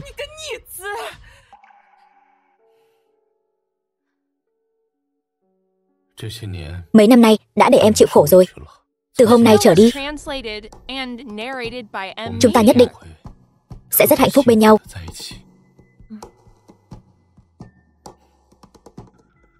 Tâm Bảo, Tâm Bảo. Thanh Trạc, đó là ai? Tại sao lại đưa Tâm Bảo đi? Lão đại, xảy ra chuyện gì vậy? Vừa rồi đột nhiên có mấy người áo đen bám theo tôi khó khăn lắm mới xử lý được. Tôi nghĩ ở đây có thể cũng đã xảy ra chuyện gì, nên tôi lập tức chạy đến. Tâm Bảo bị người ta bắt đi rồi. Cái gì? Tôi sẽ phái người đi tìm ngay. Thanh Trạc, rốt cuộc là ai vậy? Gia đình ba người chúng ta vừa mới đoàn tụ, tại sao hắn lại hãm hại chúng ta như vậy? Xin lỗi Vãn Vãn, là tôi quá sơ suất, không chăm sóc tốt cho em và con. Bọn chúng nhắm vào tôi, chắc chắn là có mục đích khác. Ta nghĩ bọn họ sẽ liên lạc với ta sớm thôi. Nghe nói thằng nhãi nhà ngươi muốn lật lại sổ sách cũ. May mà ta tai mắt nhiều. Vương Đức Phát, là ngươi bắt cóc con ta phải không? Ngươi rất thông minh. Vậy ngươi đoán xem, ta tiếp theo muốn làm gì? Ngươi muốn cái gì? Tiền hay quyền? Ta muốn ngươi sáng mai 8 giờ một mình đến sau núi để kết thúc mọi chuyện. Ta cảnh cáo ngươi, tự mình đến cũng không được báo cảnh sát. Ta đã xử một người lớn tuổi của Cố gia rồi, không ngại xử thêm một đứa nhỏ đâu.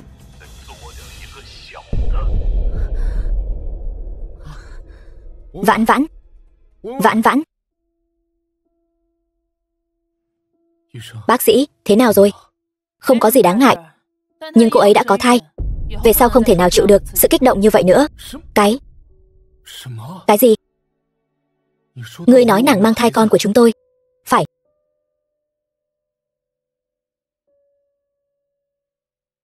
Lão đại, Tâm Bảo bên đó, tôi mang người qua đó. Không được. Hắn bảo ta tự mình đi. Người đông sẽ đánh rắn động cỏ. Tôi tự mình đi tới trước. Ngươi dẫn người ở xa xa, phía sau đi theo, chờ thời cơ hành động. Nhưng như vậy ngươi sẽ gặp nguy hiểm.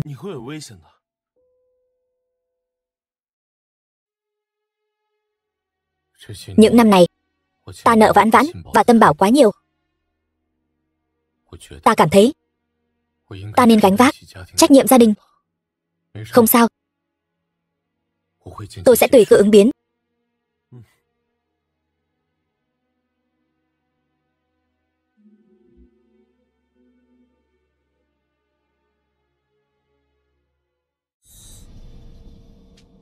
Vương Đức Phát, ta tới rồi. Ngươi nên xuất hiện rồi chứ. Người đâu, lấy mạng hắn cho tôi.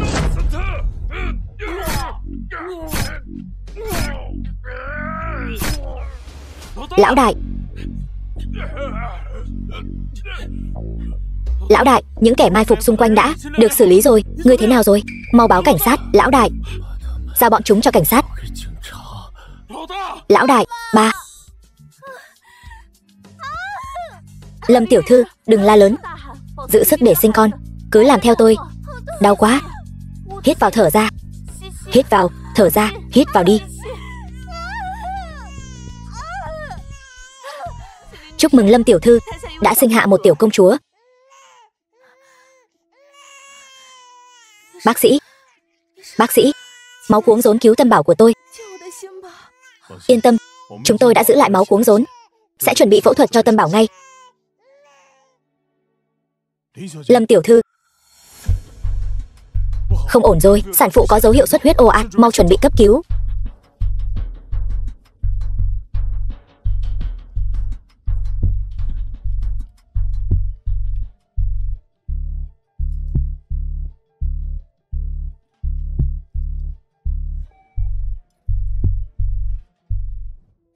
Tỉnh rồi sao? Có thấy khó thở gì không? Đúng rồi, bác sĩ, chồng tôi thế nào rồi? Còn Tâm Bảo của tôi nữa, còn đứa bé vừa sinh nữa. Yên tâm, ca phẫu thuật của Tâm Bảo rất thuận lợi. Chỉ là cần thời gian để hồi phục.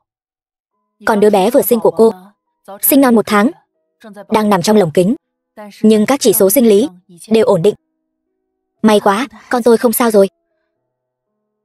Vậy chồng tôi thì sao? Anh ấy thế nào rồi? Bác sĩ, có ý gì thế? Chẳng lẽ anh ấy không qua khỏi sao? Lão đại đã đến bệnh viện rồi. Anh nhất định phải cố gắng lên. Vãn Vãn, anh đã cứu được con của chúng ta rồi. Em yên tâm, bác sĩ nhất định phải cứu anh ấy. Tôi xin bác sĩ đấy. Yên tâm, chúng tôi sẽ dốc toàn lực cứu chữa.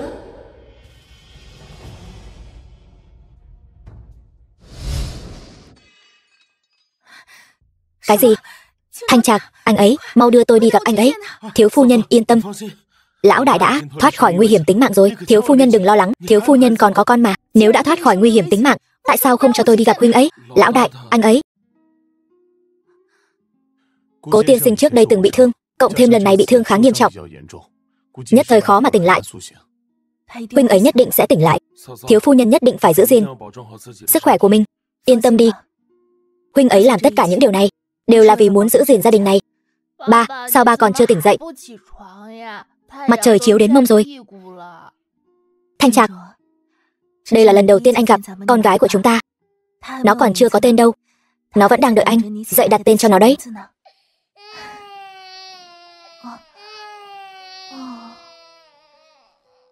Anh xem, nó còn đang trách anh không để ý đến nó kia.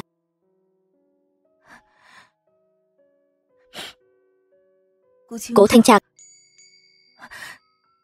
con không thể không có cha. Nếu anh còn không tỉnh lại, tôi sẽ... Nàng dám. Mẹ ơi, ba tỉnh rồi.